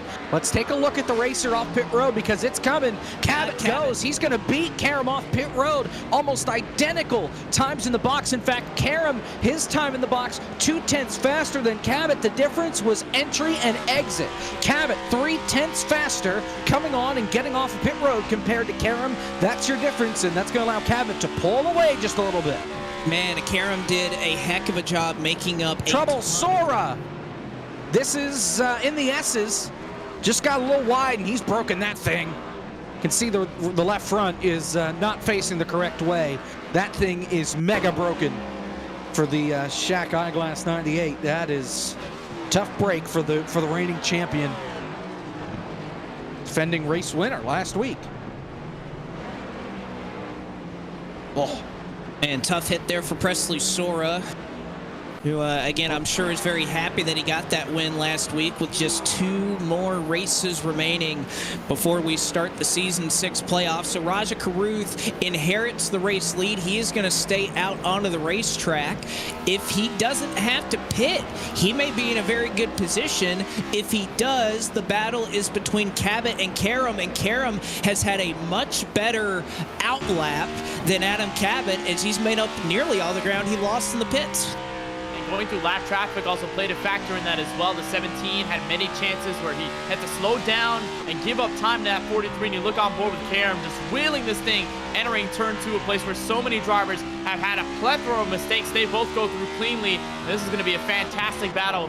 Maybe if we see Karuth and Pardis come in for pits and give up those spots. But I want to know exactly what's going to happen here with the 024 of Karuth here, Blake, because remember, Alex Lebay pitted with Karuth at the halfway caution, and Lebay made an extra pit stop earlier on with a couple minutes ago. So does Karuth do the same? Does he have it? Oh, Cabot is off in turn 5, and Sage Karam takes over as Cabot made a slight mistake. No doubt feeling that pressure from Sage Karam. He nearly rejoins right into Will Rogers, but Adam Cabot, another mistake, and so Sage Karam will take over 3rd running spot.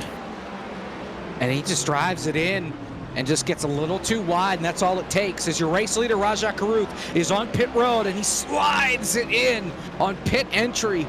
Preston Pardis will stay out. He will take over the race lead, and Raja Karuth has a long trip down pit road to his pit box. As here comes Sage Karam, he'll come around and he'll take 2nd to turn 1. So assuming that Pardis cannot make it to the end, and I can't imagine a scenario where he'd be able to stay out 17 and a half more minutes, he'll pit, and then Sage Karam will inherit the race lead, and then you'll have Will Rogers right behind him, or not right behind, I guess you could say 4 seconds is right behind him. He'll at least be running 1 position back. But man, Cabot, trouble, Pardis! Save it! How did he save that? I have a feeling that's it. He's coming to pit road this time. He used up those tires every little bit he could. Now it's time to hang it up. What a save. I mean, that is such a difficult place to save that, and he did it. That's going up the hill, ended up grabbing some gravel too, and still got the car straight. Jacob, you're right. I think if you had that situation, you're like, yes, pit road now, please, because we'll see what Pardus does though coming into turn 10. No, you'll stay out this time by final corner. Well, and it makes sense only because these guys have only been pitting for fuel. Nobody's really been taking tires when they come onto pit road. So for Pardus at this point, he would pit just for fuel. So I think he's got to go around again, try and cool off the tires here a little bit, and try and regroup, calm down, and get things rolling. So Preston Pardus going to have to pit here at a certain point. Sage Karam in second, who will, we think, inherit the race lead. We just got a reminder from race control. This is a timed race, of course, so no green-white checkers. If we were to get a track blocking caution, which at this point I don't really know if we have the numbers for that to even happen. Really, I mean we have so many drivers. You can see David Schildhaus has gone off once again, but we've dropped about 20 drivers from the running order that are out of this race. You can see them on the left-hand side of your screen with the gaps. So many are just flat out not in this race anymore. They ran off twice, and they don't have the capability of fixing their car in time. And also, top 10 are the only drivers on the lead lap. You see, after Connor Berry, 11th place, Chase Cabry is a lap down, and everybody below a lap down or more, or like you said, like out of this race for good. So it's been such a tough combo tonight for everybody involved, and only the survivors are left. But even then, I don't even think we would be able to see such a big crash because the restarts are not happening. Everybody's mostly running under green. There's no cautions. And also all the crashes we've seen are single. Oh, there goes Pardus! That's your leader! And he'll hit the tire barriers on the outside. Oh, that's going to be it. That's your race lead because there goes Karam. He goes right on by. And for Preston Pardus, as he gets it rolling, trying to grab a gear, he's going to drop to 5th, maybe worse. But no meatball flag. The suspension appears to be okay for Preston Pardus, but definitely a scare. Bouncing it off the tires once again in tricky turn 2. But Sage Karam now, Blake, almost over a 3-second lead over Will Rogers. And Pardus, he almost wrecks it again coming into turn number 5. Way too hot. Off track he goes. He's in the wall. And if he didn't break the suspension that time, it's a miracle. Hard shot, concrete, and he's around. It has not been a good few laps here for Preston Pardus. Loses the race lead, but is going to lose a lot more by the time he comes down. And we'll take a look one more time. The trouble spot for everybody, at least recently, has been getting it. And you can see there he hops the curb. So that started a ways back in turn 4. He got the curb with the left sides and just never got back control of the car before entering Moss Corner. It's sort of a triple threat there, Blake. Once you're going downhill, going back uphill, there's so many bumps in that transition once you get to Moss Corner. And then as you're making that little kink, going so fast and hopping on the brakes at the same time, that car really doesn't handle it by itself. Even if you're on the racing surface, but just grab that little curving, also clipped a little bit of the grass, and it really made the car unstable. And Pardus, unfortunately, grabs the wall. Looks like he's able to mostly escape. His cabin almost goes completely wide. But just before Moss Corner as well, going downhill, luckily he's able to keep it on track. Saw them go by Justin Melillo a little bit earlier, which, you know, he said a little bit earlier, I'm just going to try to stay on the racetrack, and that's netted him about 3 or 4 spots since that restart. So it has worked out for Justin Melillo and a number of others. Again, I wouldn't say everybody left on the racetrack is a road course maestro, but they've just done their job. They've come out. They haven't pushed the issue too hard. They haven't wrecked. And as a result, they're going to get out of here with some really good finishes. You think about Josh Slate right now running in 16th, and a couple of others who are fighting kind of around that top 35 line. This is really going to help a couple of those drivers out. How about Ford Martin, Blake? Yeah. P10 on the lead lap. This is and not to knock his Preston Pardus just wrecked again. This is turn 5. He just came off pit road and he wiped out. again got the grass, and it looks like he followed another car off there, Jordan Buster. But with Ford, he has had an incredible race. A couple mistakes here and there, but he has done pretty okay. And I think this is huge for him to get his mojo back and get his confidence back, because he has struggled over these last 2 or 3 seasons of M&R and has really been trying to find his footing in going to tracks and getting a good run out of them. Tonight, he's proving that, he can hang around in these deals. And, he proved it last week in Indianapolis as well. Had a really good run there before some wrecks got him collected later on. So Ford Martin right now, I think, has to be a sleeper that, we end the regular season at Talladega. He wins Talladega. He's in the playoffs, and he could sneak in there and make a run. He really could, and that's a great point that you bring up here, Jacob. And I wouldn't write off these last few tracks that we go to either as well for Ford to try and make something happen, as a lot has changed since these grid rival matchups. I think you could pretty much look at a head-to-head matchup and just say if they're left in the race, they've probably won. I think it's probably the safe thing to say. Well, the closest battle here is Rogers and Cabot sitting second and third on the racetrack right now. I think that's the closest, and those two are still alive and well on the racetrack with a potential chance to win if they can get around Sage Karam in the last 10 or so minutes. But yeah, you're right. Almost every battle here listed. If they're still here, chances are they've got the grid rival betting rights or bragging rights for the next race. They certainly do. You can see Colin Fern right there off of recent performance was favored in this race. Adam Cabot was as well. You can see how that worked out for Cabot, who was in contention for the race win even just mere laps ago, but without a mistake from Sage Karam is likely not going to be in contention as Karam. That gap. Trouble. Bailey Turner again, turn 5 in the hairpin. Keeps it off the wall. Just a little slide, mowing the grass, gets it back going. He's a lap down right now in the 13th position, and he's got a ways to go to get back to 14th. Garrett Smithley some 14 seconds back. So it's still, the bedlam continues here from Canada, even though we only have 10 cars on the lead lap, Blake. 10 minutes or just under 10 minutes left in this race. And, I got to say, I think there are a number of drivers who are pleased with the outcome, or at least where they're running right now. Of course, we still have 9.5 some odd minutes that Partis again. Man, he did it again in turn 5. The same thing he did before, right before he pitted. Just drove it in way too deep, slapped the concrete with the driver's side. And remember, he is still on the lead lap. He's back up to speed now, still in 9th. No meatball flag yet, but I can't imagine the left side suspension is happy with driver number 42 right now. That was an identical crash and another really hard hit.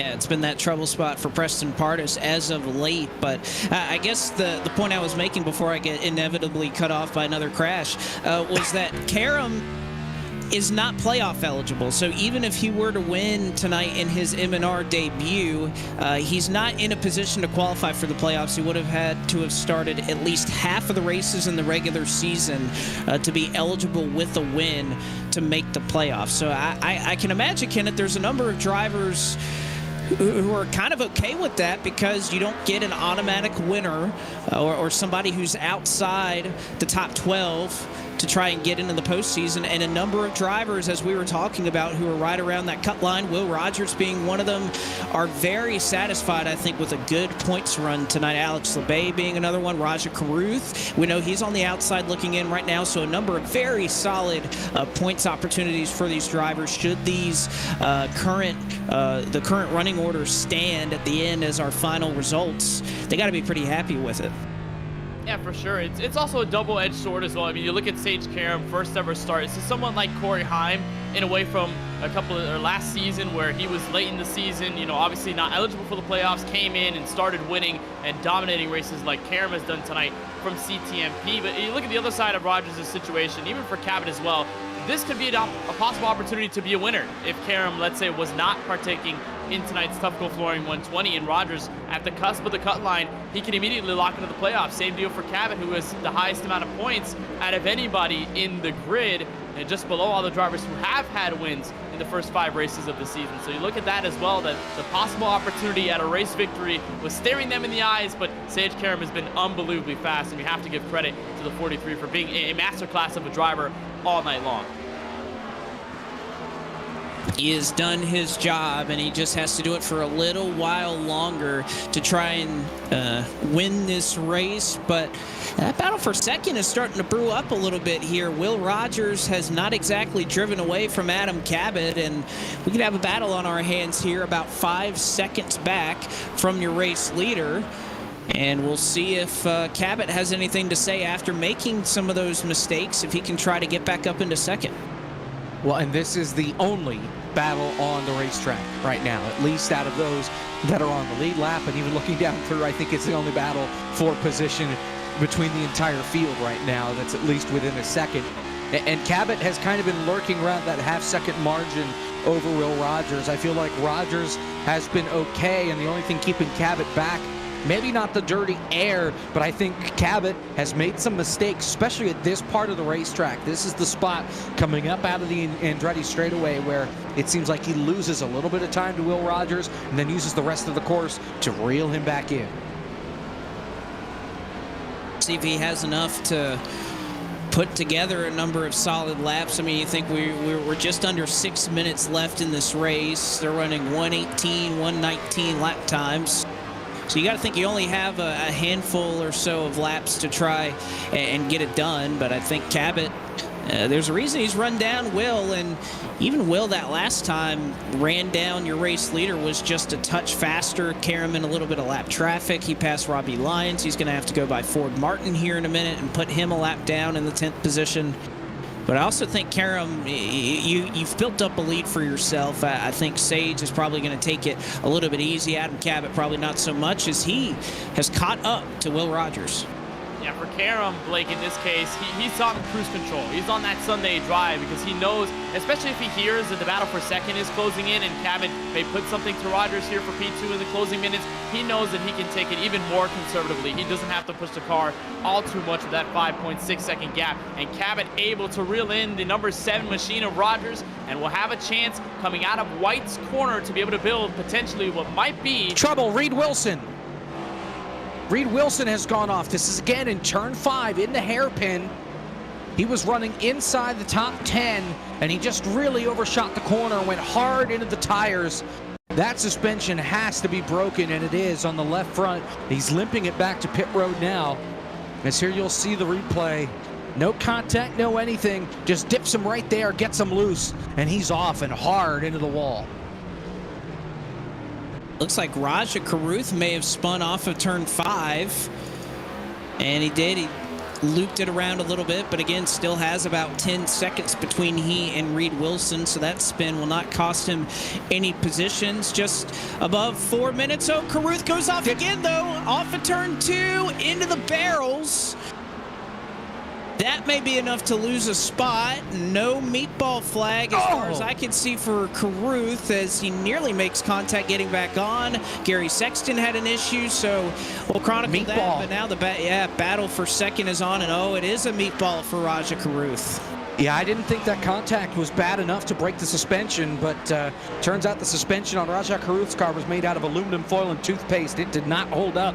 And he's going to have to pit here in these final 3 minutes. That's crushing for Raja Caruth. Was inside the top 5 all night long. That is tough for Raja Caruth, as Karam is off about 6 seconds. But this is the battle, the best battle going on the racetrack right now. Will Rogers and Adam Cabot with just under 3 minutes to go. Probably going to be, what, I'd say 2 more laps.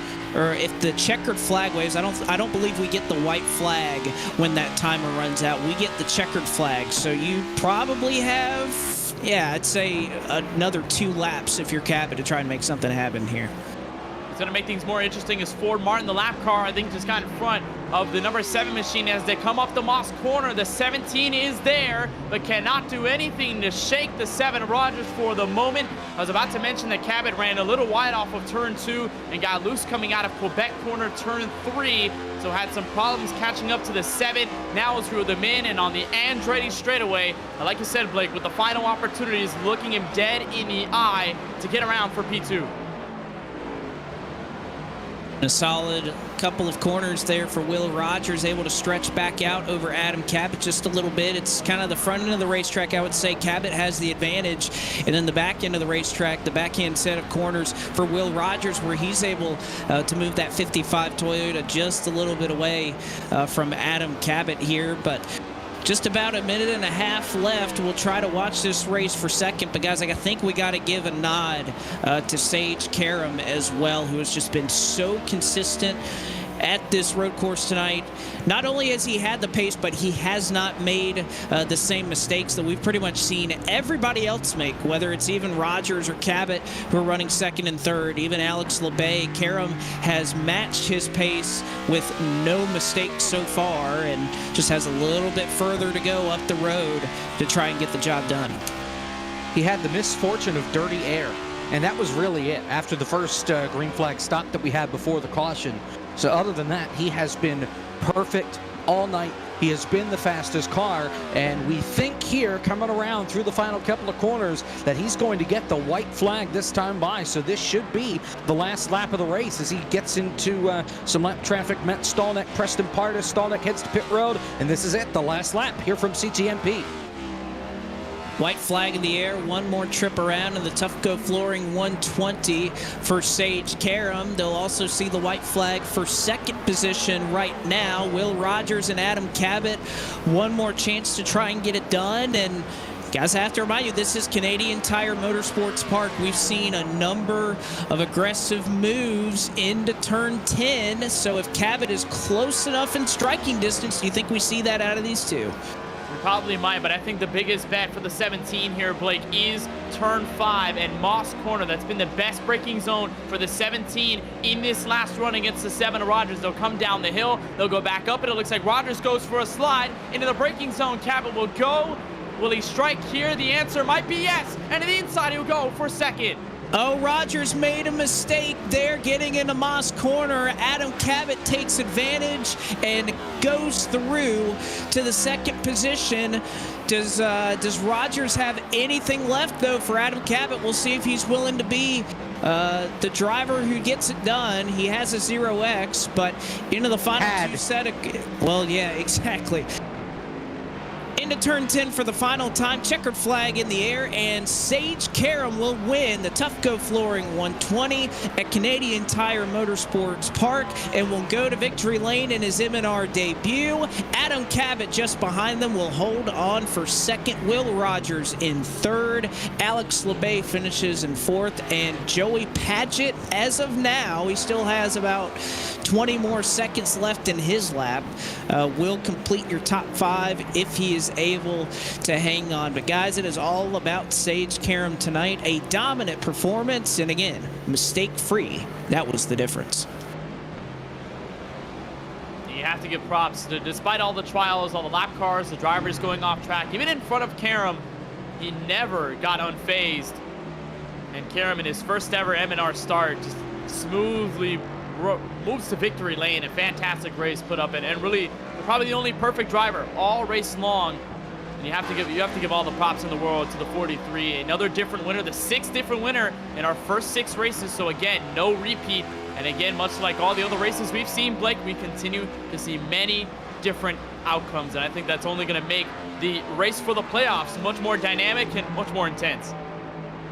It certainly is, and you got to think that if we're seeing a little bit of what we saw with Corey Heim in Season 5, remember what he did. He didn't just come in and win a bunch of races late when he wasn't in playoff contention. He went on a string. He went on a hot streak. He had a number of wins late in Season 5. Could we see the same thing for Karam, who is not going to be a factor when it comes to the championship, but he can certainly put down some race victories in the win column and affect, I wouldn't say affect the running of the playoffs, but kind of taking a spot from somebody who could lock in. We'll see if he can do that as Corey Heim did, as Sage Karam will burn it down. We will hear from Sage Karam, Adam Cabot, and even Ford Martin on the other side of this break. Don't go anywhere as we continue post-race coverage from Canadian Tire Motorsport Park.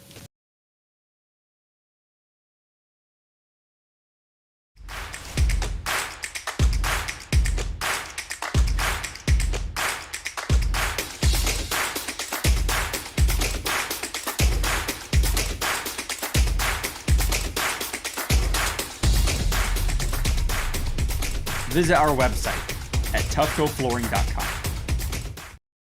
Get the edge on your competition with P8 Performance Gummies. Formulated specifically for gamers and the esports industry, we packed our gummies with all the good stuff, including ingredients that are clinically proven to help tired eyes, improve reaction times, and help suppress computer vision syndrome. Take your focus and endurance to the next level and try P8 Gummies today. Now available at Procelerate.com. Plus, if you're mad about gaming, we're looking to partner with influencers just like you. Drop us a line at support at Procelerate.com to see if you qualify to try our gummies for free. It's officially game on with all new P8 gummies.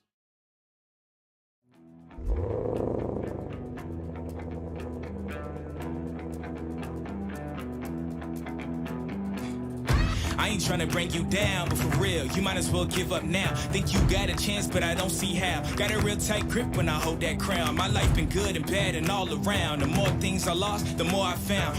Everybody wanna be like us, we don't stop, cause the top just ain't enough. I'm the first one in and the last one out. Whoever owns the place gotta drag me out.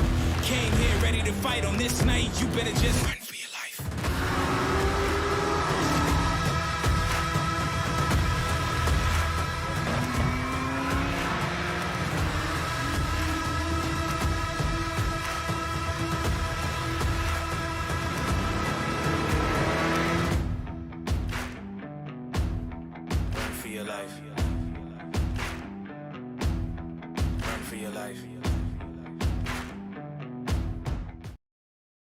This is an Interstate battery. More pros trust this than any other out there. Yeah, more pros. More. Even more pros. Keep going. Moss. Look, we're gonna run out of time before we run out of pros who like Interstate. I mean, we'll run out of time before we even run out of left-handed pros who knit. These pros are everywhere, which means so is this battery. Right around the corner, up the street, everywhere. Interstate batteries, outrageously dependable.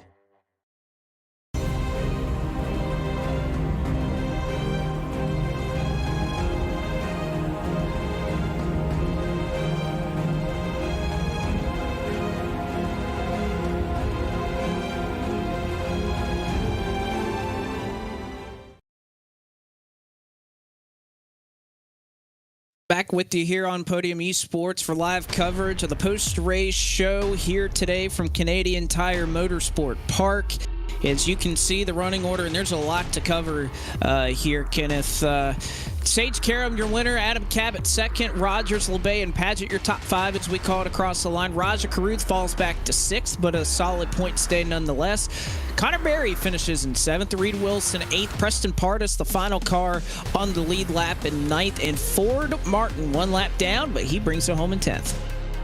You could really give a storyline, Blake, to each and every driver, and that goes the same for drivers like Nick Olsen in the 24. He comes home 11th. Chase Cabre, who was running the top five in the first half of this race, got into trouble, fell a lap down, and could not rebound. He comes home in P12. Bailey Turner in the number 5 car ends up P13. It'll be 14th for Garrett Smithley in the 78 machine. DJ Cummings for Crypto Autosport rounds out your top 15. Josh Malicki in the 79 will be P16. Josh Slate in the 01 final race as a college student comes home in P17. Robbie Lyons will be 18th. Justin Malillo rebounds from a crash in the middle of the race to 19th. And David Schildhouse, we saw him run out of fuel twice on the racetrack this evening.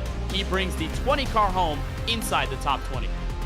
That man just does not quit. I can't believe he finished in 20th after everything he had to go through. Seth Eggert finishes 21st. Presley Sora finishes 22nd. Jordan Buster finishes 23rd. George Belfance Jr. 24th. And everybody from here on out had some issues tonight and had a pretty wrecked race car by the end of it. Gary Sexton 25th. Matt Stolnick 26th. Colin Fern 27th. Steve Affont 28th, James Bickford out of the race in 29th, Michael Fisher in 30th, and everyone here on out, Blake, did not finish. No, they did not. Chris Weaver, Brett Baldeck, Case Collenbach, Ronnie Osmer, my pick, which we were just talking under the break, a real tough hit in the points tonight for me. He's not been good these last couple of weeks. Brandon Brown, Michael Massey, Max Kennan, Ryan Vargas after an early spin, Leighton Sabile, Corey Heim, and Steven Ellis in 41st. Made up your 41 drivers who made their way out to CTMP tonight. And the happiest one of them all is joining us in victory lane. Yet another debut victory here in Monday Night Racing. Sage Karam. It was a dominating performance. Congratulations on your win tonight.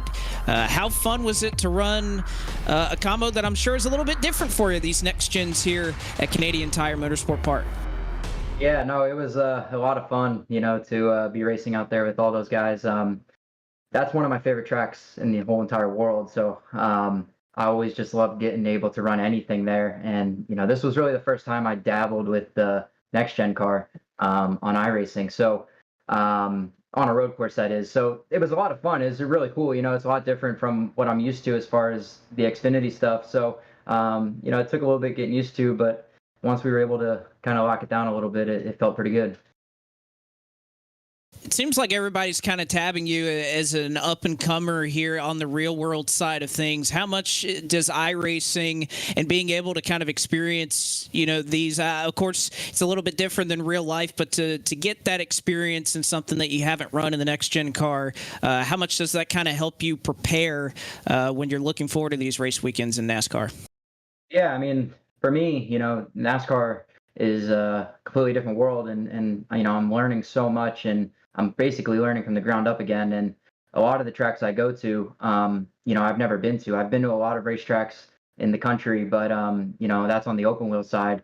So there's a lot of tracks that I haven't gone to in real life. And iRacing is a great tool for me to be able to go to the track before I actually get to the track. So when I do get there in person, it doesn't feel as foreign. And I think iRacing does an incredible job with, scanning the tracks and, like I said, you don't feel like it's foreign when you get out there, and it's quite enjoyable to drive. So I think this is good for all drivers coming up through the ranks, to be able to try different cars, try different tracks. And when I went from go-karts to cars, this was how I started. But before I got into a Skip Barber car, I got on iRacing, and I would do a bunch of laps. Me and my dad would take me up there and make me do 100 laps at Sebring every night for the shootout, and we ended up winning that shootout. So that was kind of how it all started, was here on iRacing.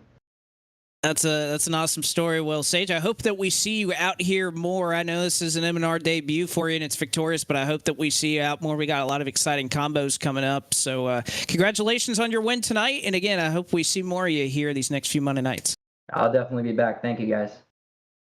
Sage Karam, your victor tonight at Canadian Tire Motorsport Park in the Tufco Flooring 120. He gets it done for Alpha Prime Racing. And Adam Cabot, he was one of the favorites tonight. I think according to Grid Rival, he was second, I believe, looking at those odds. And he has caught up with our Kenneth Bueno as he finishes in the second position.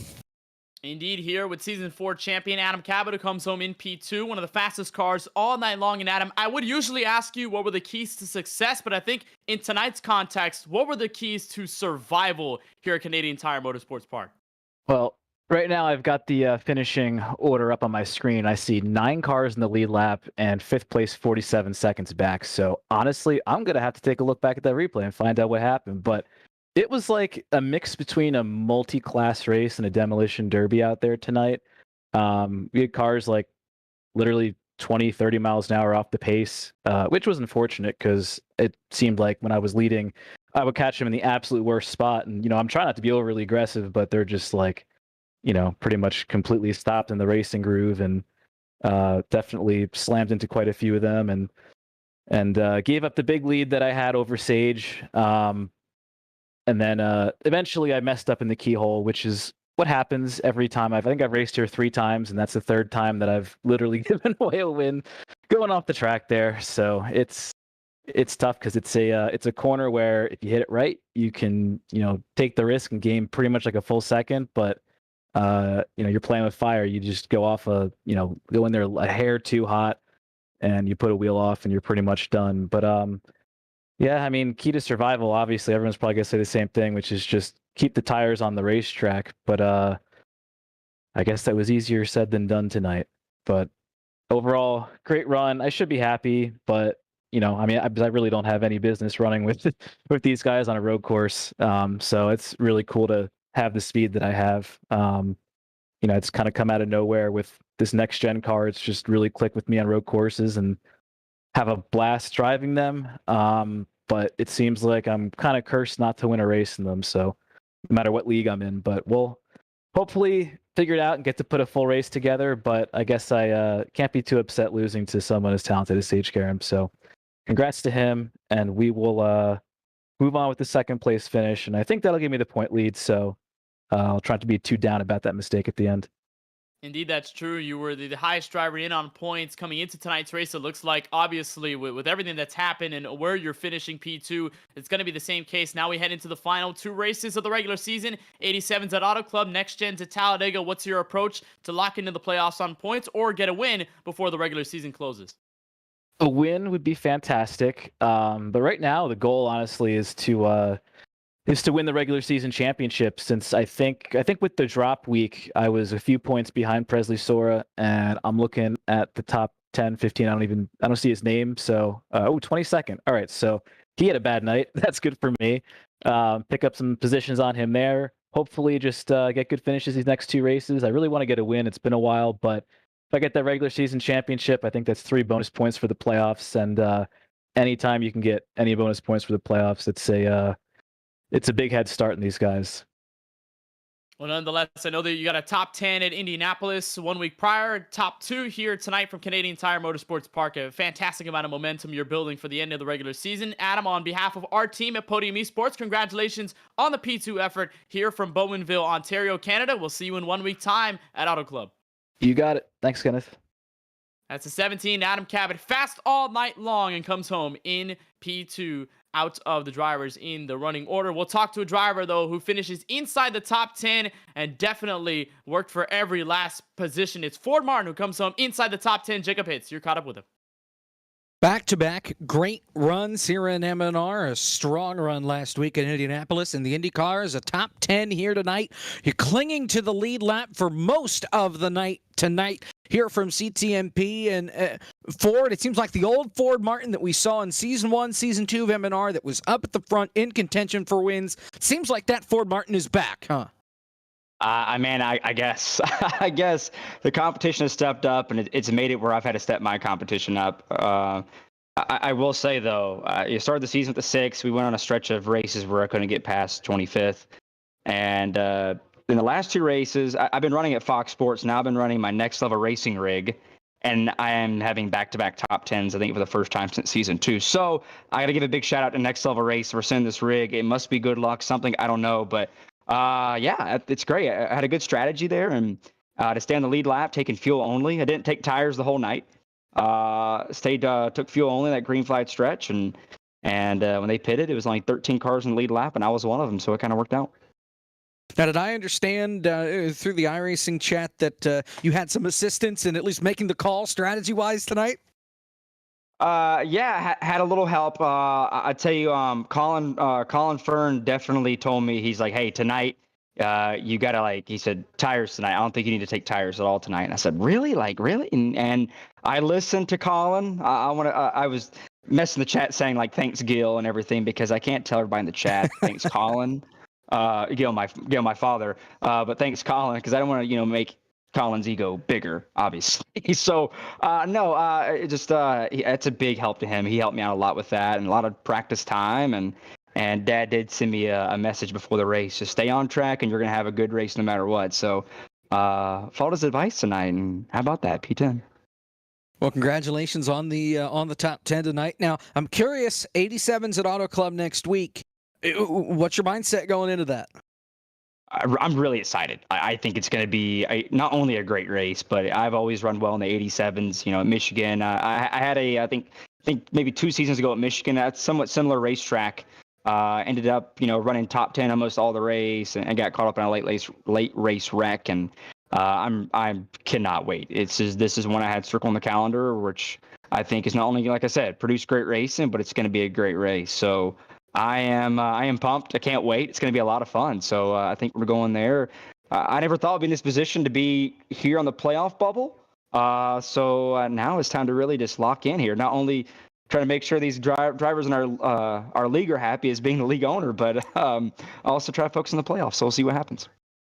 All right. Well, thanks for your time, Fort. Congrats on the top 10, and we will see you next week from Auto Club. Great. Thanks, everybody. Thanks for doing it. Nash Collection, Next Level Racing, Tufco Flooring for sponsoring this event. I want to thank all of our sponsors, BST Shocks, Roasted Gems Coffee, everybody that helps support our league, Grid Rival. Want to thank everybody for their support, and we're glad to have all the fans watching with this as well tonight. Ford Martin, 10th place here tonight from CTMP, one of the better finishes of the season for him so far, and in contention to have a shot and race for a championship throughout these next couple races. Just 2 races to go before we set the field. Blake? I was about to say there's not a whole lot of time to get it done, and I think even Ford kind of mentioned it at the end with his comments there, looking forward to the 87 cars at Auto Club next week. Kind of a huge difference here between what we ran tonight, the next-gen cars at CTMP, and then moving on to the 87s at Auto Club. But that track is going to be wide. Those cars are so difficult to drive. They're entirely different than just about anything we use with the modern-day stock cars, so it will be a fantastic challenge. We've seen a lot of great races at Michigan, but I'm looking forward to it because, one, I just love those cars. They put on amazing racing, but I'm excited that M&R gets to experience that as well. It's also hard to believe, Blake, that it's been more than a full season since we've had the 1987 cars on display in this league. Last time it was at Michigan in December during season 4. So it's been a little while, almost a full year since we've had the 87s on track in M&R competition. So that means it's going to be a lot of reacclimation for a lot of the field, much like tonight was with the next gens on a road course. And we'll see how well that pans out. We've seen a lot of strategy races come off of that. A lot of fantastic finishes to follow in pack racing as well. So I think that may be the great equalizer, at least other than next gens at Talladega, that last race of the regular season, for all those guys and all the hopefuls looking to be into the playoffs. So next week is going to be big. I know the regular season finale might be touted as the biggest, but I think next week might also be the most pivotal for that playoff race. Well, and speaking of that playoff race, Jacob, looking at these last 2 races, we have plenty of drivers that are going to get in on points. Do you think there's anybody, though, that we haven't seen win yet that is probably not going to be in a great point situation that you think can maybe still get it done here in these final 2? Well, there's one guy I can think of right away, and it's Anthony Alfredo. Remember, Alfredo is going to be outside the top 35 after this week is done. Now, the one thing that I think might help him is the fact that he at least attempted these last 2 races before tonight where he couldn't get in because of his internet. I think that'll save him as far as you have to attempt half the races, more than half the races, in order to be eligible for the playoffs. So I think that saves him in that regard. Remember, he won 2 plate races last season in the regular season. Won the season opener at Daytona, and then won at Talladega later on that season. I think he's got a great shot to find a way and make it into the playoffs. Not on points, but on winning a race. And you also have to look at somebody like a Ford Martin. He could come into Talladega and pull off a win and make it known that, hey, I'm going to fight for a championship this year. So we'll have to wait and see how things pan out. But tell you what, next week I think is going to be the bigger wild card than Talladega. Everybody knows what to expect with Talladega and the next gens. Wild racing, 3 wide, 4 wide, wreck. With Auto Club in the 87s, you've got a bumpy racetrack, you've got a really out-of-control race car, and when you put those 2 together, you're going to get a lot of guys that are spread out, and you're going to see spinning, contact, crashing. It's going to be a wild card next week as well, but for a different reason in the fact that we don't necessarily know what to expect. No, and I think especially with these cars, they are so much different than everything else that you can be pretty fast at everything we go to, but when you tackle these cars, they're going to present a new challenge to these drivers for sure. But ladies and gentlemen, we want to invite you to stick around for our continuing coverage here, the Monday Night Racing Pro Series presented by Interstate Batteries. We're going to say goodbye for at least our partners in the broadcast booth, for our producer Ryan Bauer and my co-announcers Jacob Hitz and Kenneth Bueno. I'm Blake McCandless saying so long from the booth, but we will toss it down once again to our friends Brendan Huff and Michael Massey as they will take you through the rest of the front stretch post-race show. Guys? Thanks, Blake. Well, everybody, we're back here. Another Monday Night Racing recap show presented by FrontStretch.com. I'm Brandon Hoff. That's Michael Massey. Well, Mike, I told you before we came on the air, we were going to talk about three things. I think the main thing we need to mention is two things. One, how dominant Sage Karam was tonight. And two, 9 cars finished on the lead lap at a 41 in a road course race that took an hour and 20 minutes. I mean, it was a crazy race for, only one caution at halfway, or about halfway. I mean, what was it like from your perspective? I know some trouble struck you tonight, as it did with many others. Well, yeah, there was lap 1, turn 1. That's pretty much when my race ended. Ryan Vargas lost it. And my thing, it wasn't even it was a track blocker. Probably should have been a caution. But I was kind of just, moseying up to it. And then Vargas just backed on out into us and hit a couple of us backing out. But I did get some sweet revenge in the moment. Because when he backed up, he clipped me, turned me right into the wall. And then he was coming back by, and I just backed it right on up into him. So it usually doesn't work out that way to get some instant revenge. But yeah, after that, had some damage. It just wouldn't turn right. It wouldn't turn the same. So drove off the track, used the fast repair, and next thing you know, I eventually dropped out the race, but came back out there, got myself 3 spots, 3 points in that battle for top 35, and then called it quits. So yeah, not a fun night. I just hate for it to be taken out of my hands, not on my terms. But the race itself, I think a lot of people had similar nights. A lot of people drove off track or got wrecked by somebody. It really reminded me of that Mid-Ohio Xfinity race from, 2016? Yeah, the rain race. The rain race for Justin Marks. Sage, there was no rain in this race, but yeah, no. The combo was so difficult that you had Sage mastered it like Justin Marks did that day and just skunked the field, and everybody else was just trying to stay on the racetrack. So yeah. That's the closest comparison to it. Yeah, I mean, you're not wrong. I mean, Sage opened up I think it was a 2-second lead right off the bat, which was crazy. I know he has a lot of experience on iRacing. I know he's on here quite a bit. But when you think about it, I mean, his thing used to be IndyCars, which it still is. He still races IndyCar. But, his transition over to stock cars here in the last year or two, in real life, it's impressive how good he's been. And now he hops here on the sim in the next-gen car. He's never driven in real life. And on a track he's probably never been on either. And he goes out here and stomps the field. I mean, that's about as impressive as it gets. But yeah, I believe we have our winner here, Sage Karam, that's going to join us here. Hey, there he is. Hey, how's it going? Hey, Sage, how's it going tonight? You got the big win tonight, your first M&R start. How's it feel? How you feeling right now? What did it feel like to put a stomping on everybody else like you did tonight? Definitely wasn't a stomping, I don't think. It was really, really tough. I mean, that's a pretty hard combination, but a really fun one for sure. I didn't have the best qualifying, but I had a good qualifying. I would definitely take where we qualified, and I was able to get through the turn 1 mayhem a little bit and grab the lead. And then from there, it was kind of just put in solid laps, and we were able to do that. But then, unfortunately, I made the mistake of taking tires on the first stop, and it really hurt the pace in the middle of the race. And that's when, after that that restart after the yellow flag. I nearly binned it on the restart, and then I was having to drive for everything I had to stay in striking distance of the leader.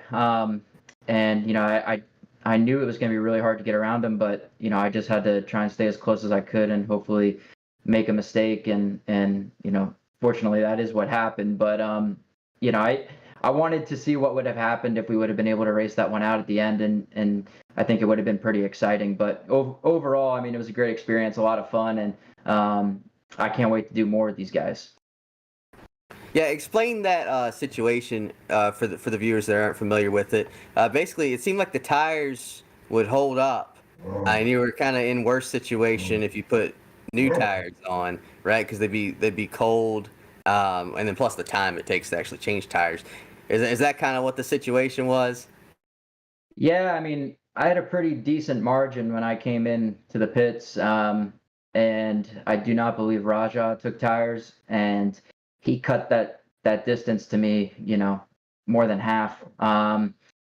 Just from sitting in pit lane a bit longer, I was, the fuel definitely beat the tires, so that was one thing. But then the new tires, for some reason, I mean, well, not for some reason. I mean, in real life too, they're definitely cold and slick the first lap, but it was just really, really hard to get grip in them the first couple laps. And I don't know. I've just always known of new tires to kind of be the call, and tonight they weren't. I don't know if it's just the track was super cool, and I don't know if that played into that, but yeah, that was definitely a strange one. But it took half a stint really after having stickers on to really get the grip you wanted, and it just seemed as the car would run longer and longer, it would just keep going faster. Like I started putting in my fastest laps of the race right at the end. So yeah, I wish I didn't take tires there in the beginning, but it was a mistake that I learned, and we just had to fight back from. Yeah, for sure. Sage, talk about, we know you've transitioned from IndyCar to stock car quite a bit the last year or two. You never stepped in the next gen car in real life, so you can't really say how it feels on a road course compared to the sim in real life.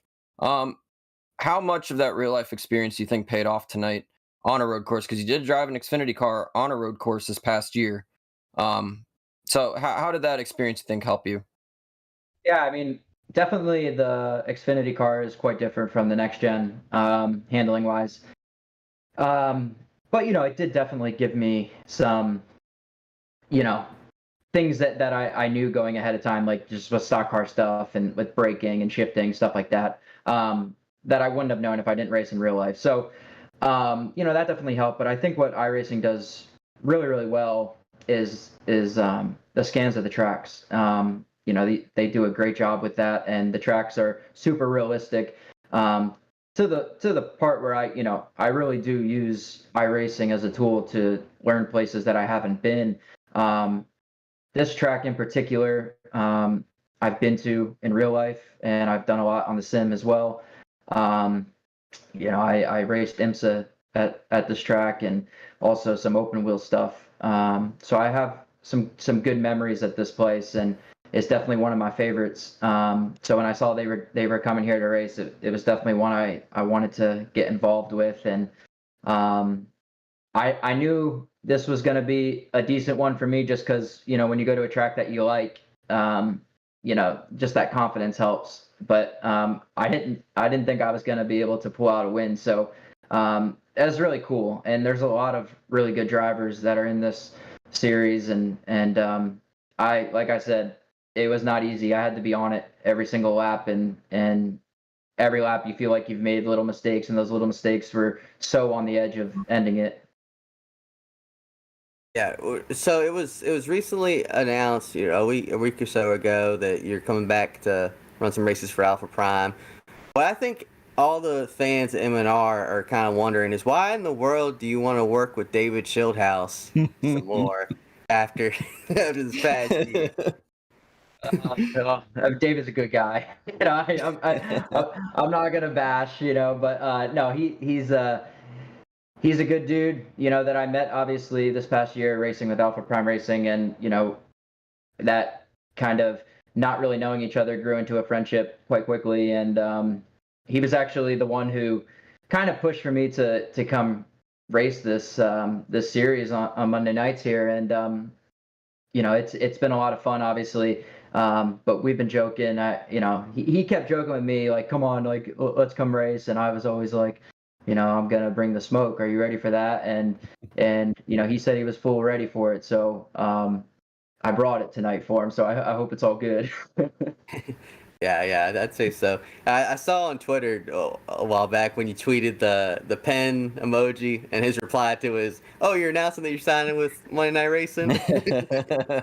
So good banner there.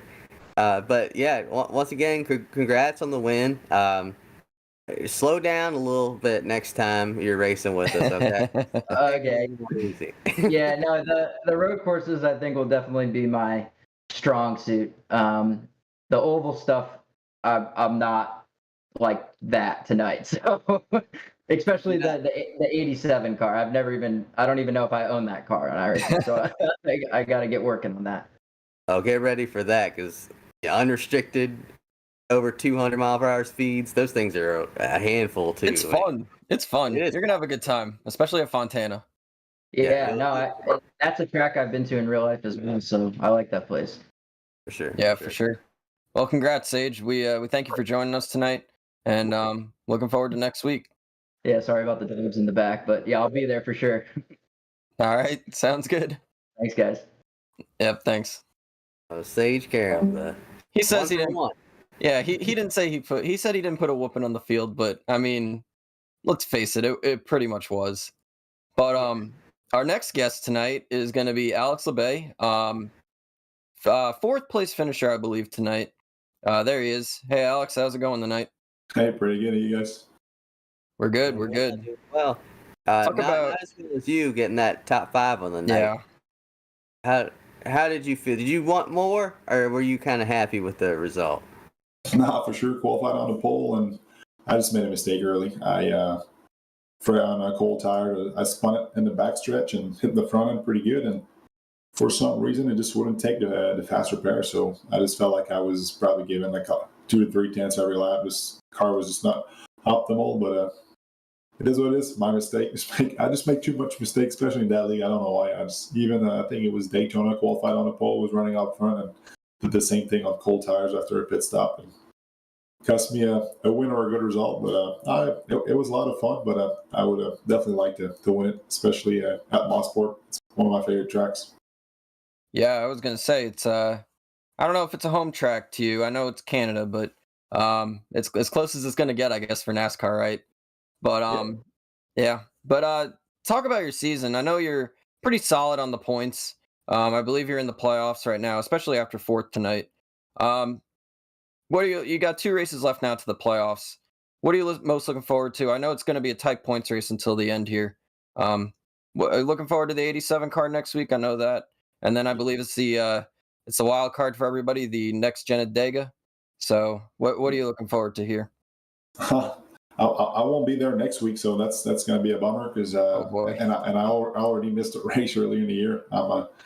We got a family vacation next week, so I'm gonna be off. But I just hope I can have enough points to make it in the cut, especially going to Dega the week after. It's gonna be really tough. So that's why I put a lot of pressure. I really wanted to win tonight. I mean, qualified on the pole, was running out front, but made a mistake. I really needed that win for sure tonight. Well, do you think if you hadn't gotten the damage, if you could use the fast repair, would you have had anything for Sage? I know he was checked out there by about 7 seconds or something, but do you think you would have had something for him?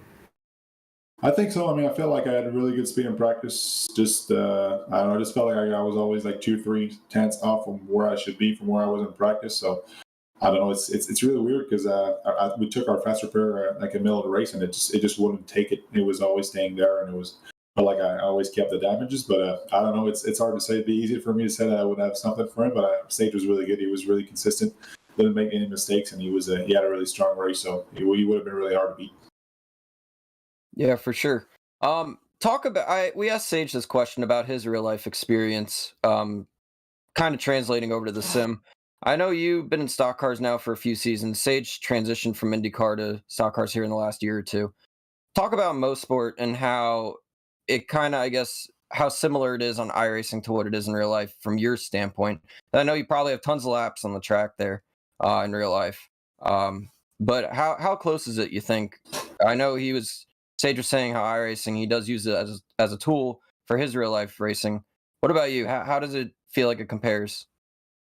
Same. I mean, I used iRacing a lot before I went there for the first time, and had a really good speed right off the bat. Qualified on the pole there in the Pinty Series on my second race. I ran there, and I felt like iRacing helped me a lot get up to speed and knowing all the flow of the track and definitely the flow, because I mean it changed a little bit. There's a little bit more escape road and like a escape path now with more asphalt instead of grass all the way around, but the layout is still the same, and just the flow of the track is still really similar. You just feel a lot more elevation in real life because this place is really intense. It doesn't do justice in the game because there's you climb up and you step down a lot. Like especially when you're under caution, you can feel the elevation changes. It's pretty intense out there. It's definitely one of my favorite tracks ever. Yeah, I want to check that one out someday. See it in person. But we had 9 guys finish on the lead lap. Why do you think it was so much attrition, so much people driving off? I'm guilty myself driving off tonight. But why do you think it was just so hard? And it's like you either got it or you didn't tonight, right? No, for sure. I mean, the car was a little hedgy, and especially on cool tires for 2-3 laps, it was really hard. You really had to be disciplined. And I said there's just grass everywhere, especially on iRacing. There's no if you make a little mistake, you put a tire in the grass, you're done. There ain't no way you're gonna save it. So just no margin for error, and a edgy car, especially on the short run there. I made a mistake by myself. I know a lot of people. I think there was a big wreck there on the first lap too, and it was definitely real edgy on cold tires. Yep. I got collected in that lap one. That was over right at the start, but. Fortunately, it sounds like you got through it pretty good, and we're able to get a solid top 5. Sorry you couldn't get the W, but good points tonight, I guess. Hopefully next week doesn't set you back too far. Yeah, as far hope so. Yeah, I think I'm probably gonna, because I missed Daytona, I missed the first one too, so probably gonna be 8 or 9 after tonight. So cross my fingers, I have enough to make it in the playoffs. Yeah, you're giving yourself a solid cushion here, so we'll see. I think you'll be all right. You just need the top 10 in points or whatever to just all crash. It's gonna be tough, especially now we're going to Dega the week after. That's definitely that's the curveball. You never know what's gonna happen there. That's true. Well, thanks for joining us, Alex. Congrats on your 4th place finish, and we'll see you after the Christmas break, I guess, at Dega with the next gen. Awesome. Thanks for having me on, guys. Talk to you later. Yep. Thanks, Alex. Enjoy the vacation. Yeah, that too. You're there or not, but oh well. So we're gonna have one more guest. I don't believe we're gonna get video for this guy, but he was the 3rd place finisher. Myself. The race. We have Mr. Will Rogers joining us. Is Will here? Are you here, Will? Yeah, I got you. All right. There he is. So, No, go ahead, Mike. I'll let you go. You had you run second there at the end. What more did you got passed for second, ended up 3rd. What more did you need for Sage? Looked like he was just kind of stomping the field. Yeah, honestly, I think I needed clean air and probably just a little bit more, I don't know, risk-taking kind of driving. I was trying to be, pretty conservative all night, just obviously not making any mistakes or going off. And luckily, I was able to kind of prove that by winning the Clean Driver Award, which actually, not to make any excuses, but that's kind of the reason why I let second place slip that last lap, because I was pretty good around the track and everywhere but turns 5A and 5B or whatever they call it. The keyhole, I think, is what they call it. And Adam Cabot, he was better than me there, just willing to take more risks. And kind of gave it up there knowing that he was going to go for that on the last lap and didn't want to take the risk of running off and getting hit and losing that opportunity to make the money. And it happened. So it is what it is. But I think to get to Sage, just, man, a little bit more raw speed and putting the car on the edge. Well, what makes you so good on these road courses on iRacing? Every time in this league, and even any race you're in on iRacing, it just seems like you're always up front. You're always competing for the win.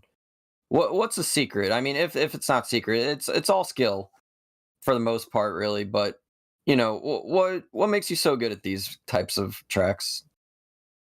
Yeah, I mean, I don't know. Skill can come down to it, right?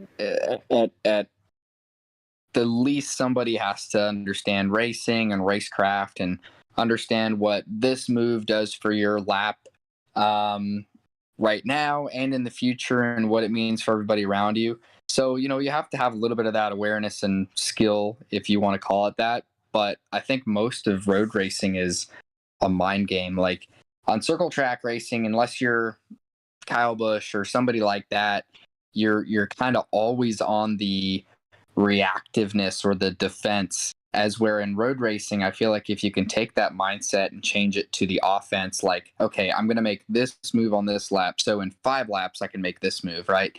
That coupled with not making mistakes, that's what I think makes a really good road racer. And I'm not saying that I'm the best or really good, but I know how to kind of put the package together. And it's taken me years to figure that out, but luckily I've been able to kind of excel and figure that out sooner than some. And whether it's in iRacing or in real life, I think that's kind of the scenario that comes about. Most of the time I'm able to find myself towards the front of these road races, and I think it's a combination of all those things I just explained.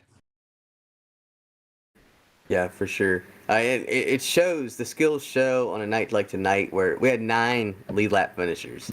I mean, on a road course, that's just unheard of, right? What was it like out there with just cars sliding off the track, happening everywhere? How much of it was just you kind of just minding your own business and avoiding the mayhem? Yeah, a lot of it was minding my own business for sure. Kind of looked like a junkyard out there most of the race because we had cars off left and right, some upside down, some in the barrels, some just like doing donuts by themselves in the grass, and I didn't know what the heck was going on.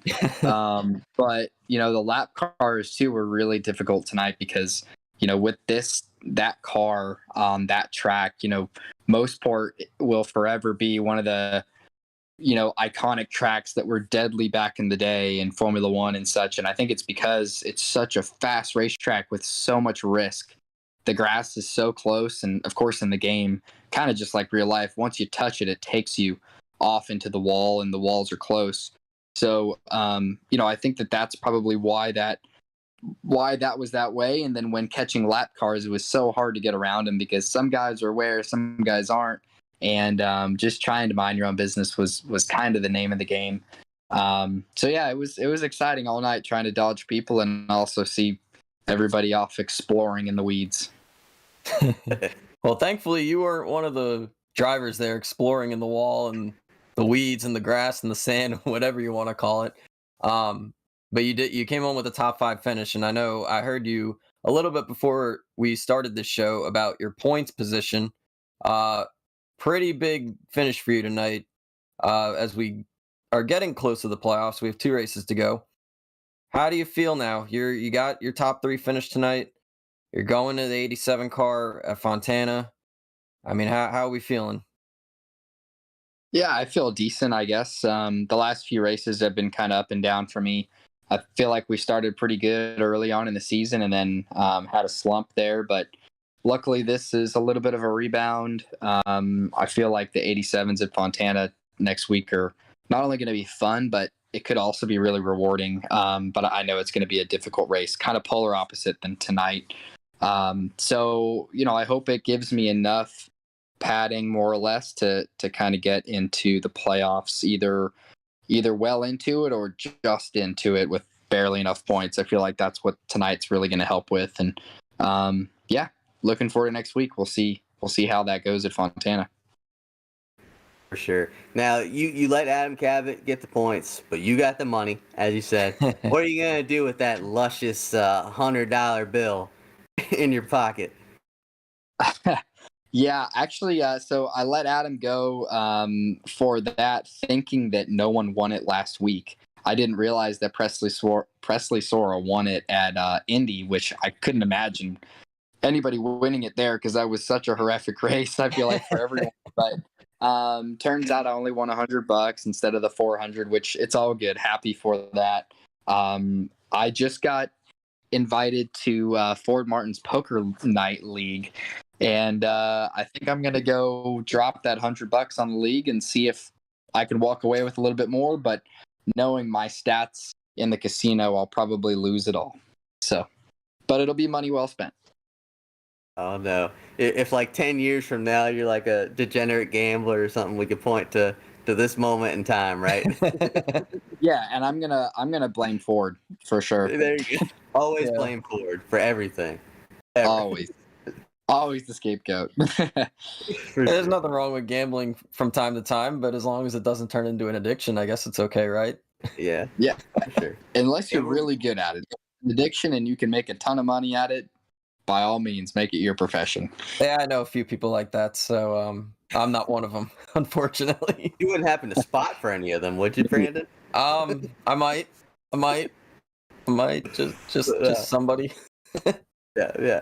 But yeah, thanks so much for joining us, Will. Congrats on the good run. I'm sorry that you don't get $400. I understand that's heartbreaking. But yeah, thanks so much for joining us.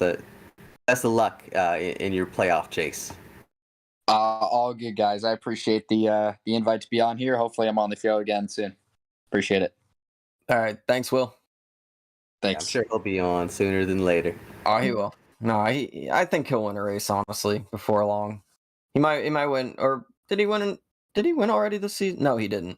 Yeah, He didn't. yeah. No. That's No, but we asked everybody about next week. What are we thinking? I mean, I myself haven't driven the 87 cars on iRacing. I know how much of a handful they are. You know how much of a handful they are, having driven them, and especially on a track like Auto Club. I mean, multi-groove. You can run the wall if you have to. Now, I've never raced the 87s on that track, but I mean I feel like that's gonna be a crazy race. Yeah, I'm really interested to see how it drives because I've only ever done 87s on like Daytona Talladega or like North Wilkesboro. You know, so either like a super speedway or a short track. I've never done them at a 2-mile track like Auto Club, especially one with the tire wear like you have there. So yeah, I can't really say what it's gonna be like because I just don't really know yet. I imagine the draft will probably play a factor. But I think you're gonna have to save tires in a car where, I mean, I always feel like when I drive the 87s, I'm just wheeling it like white knuckling the whole way around. So how do you save tires when you're driving like that? Listen, I've driven it on Talladega. I think that's the last track I drove it on. And you have to save tires on that track. You have to lift because you're going 220 into the corner. Auto Club, if you go like 200 into the corner, 205. You're going to be lifting. You're going to be going, what, like 150 in the corner? And especially with worn tire, I don't even know. Like, I'm looking forward to this one. I think this is a good track and car combo. I think it's different. I don't even know if the official series goes there. So I really like what Ford and the whole league committee, how they've, chosen the schedule and what they did with this race. Because I think it's going to be really interesting. And especially coming down to the playoffs, like, I know you still got an off week between, we got the Christmas break and then we have Talladega and then the playoffs, but still, like, this is a perfect race, I think, to go off into the holiday break. But, I don't know who's going to be strong. I honestly don't. I think we're going to see the usual suspects, but, unless you have another name in mind, I don't know, but, It's going to be the usual suspects, but you might get a couple, underdogs, guys you don't really hear about. I know, like, me, Steve Affont, this is, like, our favorite kind of car on the service. So maybe we'll have a little something for him next week, because I feel like the 87s are so hard to drive every car is hard to drive for me. So if you have a car that's No, hard don't say for that. everybody to drive, then it equals the playing field, right? So Yeah, that's what it's supposed to do, you know? yeah. I mean, that's what we say in real life too. It's like, you know, you have a car that's hard to drive. It's supposed to, you know, level playing field. Nobody kind of knows what to expect. And I feel like this is one of those races because I don't know anybody personally. And I'm pretty sure nobody in the league has probably driven this track and car combo before. So it's like, you know, the playing field is kind of even now. So it really could be anybody's race. I mean, it's not going to be a plate race. I mean, I think we know that. But, you know, I think it's going to be entertaining, though. I'm looking forward to it. Yeah, for sure. And another thing, those cars can take a beating. That's another thing. Yeah, you'll see some guys driving into the side of each other and then just keep going. So I think you'll see a lot of wrecks, but I think you'll still see a lot of guys running at the finish. And yeah, we'll just see how it all plays out. Yeah, go ahead. I don't know that we have the points ready yet, but yeah, check them out after the race to see how I'm sure on the Monday Night Racing Twitter they'll have the point standings, so you know, playoff spots, top 35 battle. Hoping I inched my way closer to that top 35 tonight, but I don't know. Not the best finish, but still more points than some people. A lot of people missed tonight. Yeah, that too. I know. I think Ford had it set up for 43 drivers tonight. Only 41 showed up. No qualifying race, I believe, happened tonight. So, you know, you gained some ground on some guys. You know, and now you seem to have some confidence going into next week. So, you know, top 15 maybe, top 20. That's the goal. Yeah. Let's do it. Let's get a top 15. You know what? I'm ready for a top 10. It's been too. There we go. Okay, I like it. Aim high. There you go. I don't know. Maybe I'll get in some practice races or something this week on this car. See how it drives. If it drives right, I'll let you know how I'll do. There we go. I like the attitude. I'm excited. This is the most excited I've been for a race in this league in a while. So let's bring it on. I'm sure you're not the only one too. So I'm pretty sure a lot of guys are looking forward to it. But yeah. And speaking of which, just one last point. I know everybody who watched tonight. You saw the cars getting the barrier or barely tapped the wall or whatever, or another car and their car was broke. That's not going to happen next week. As Mike said, these cars are tough. So you're going to bounce off the wall. You'll be okay. You might lose like maybe a mile an hour, but you're going to be fine. You're not going to even notice it. Tanks. They are tanks. Yeah, that's the word I was looking for. Tanks. Yeah. Yeah. But with the cars tonight, we're not tanks. I mean, I hate how the next gen cars, just the slightest little wall rub, knock the wheels out of line. But oh well, I guess we gotta get used to it. Yeah. Well, you got to drive it again in 2 more races. So you know, I know everybody's favorite. But I think that'll do it tonight for our frontstretch.com post-race show. I am Brennan Hoff. That is Michael Massey. We will be back here next Monday night, December 19th, following the race next week with the 87 cars at Auto Club. We'll see you guys next week. Have a good night.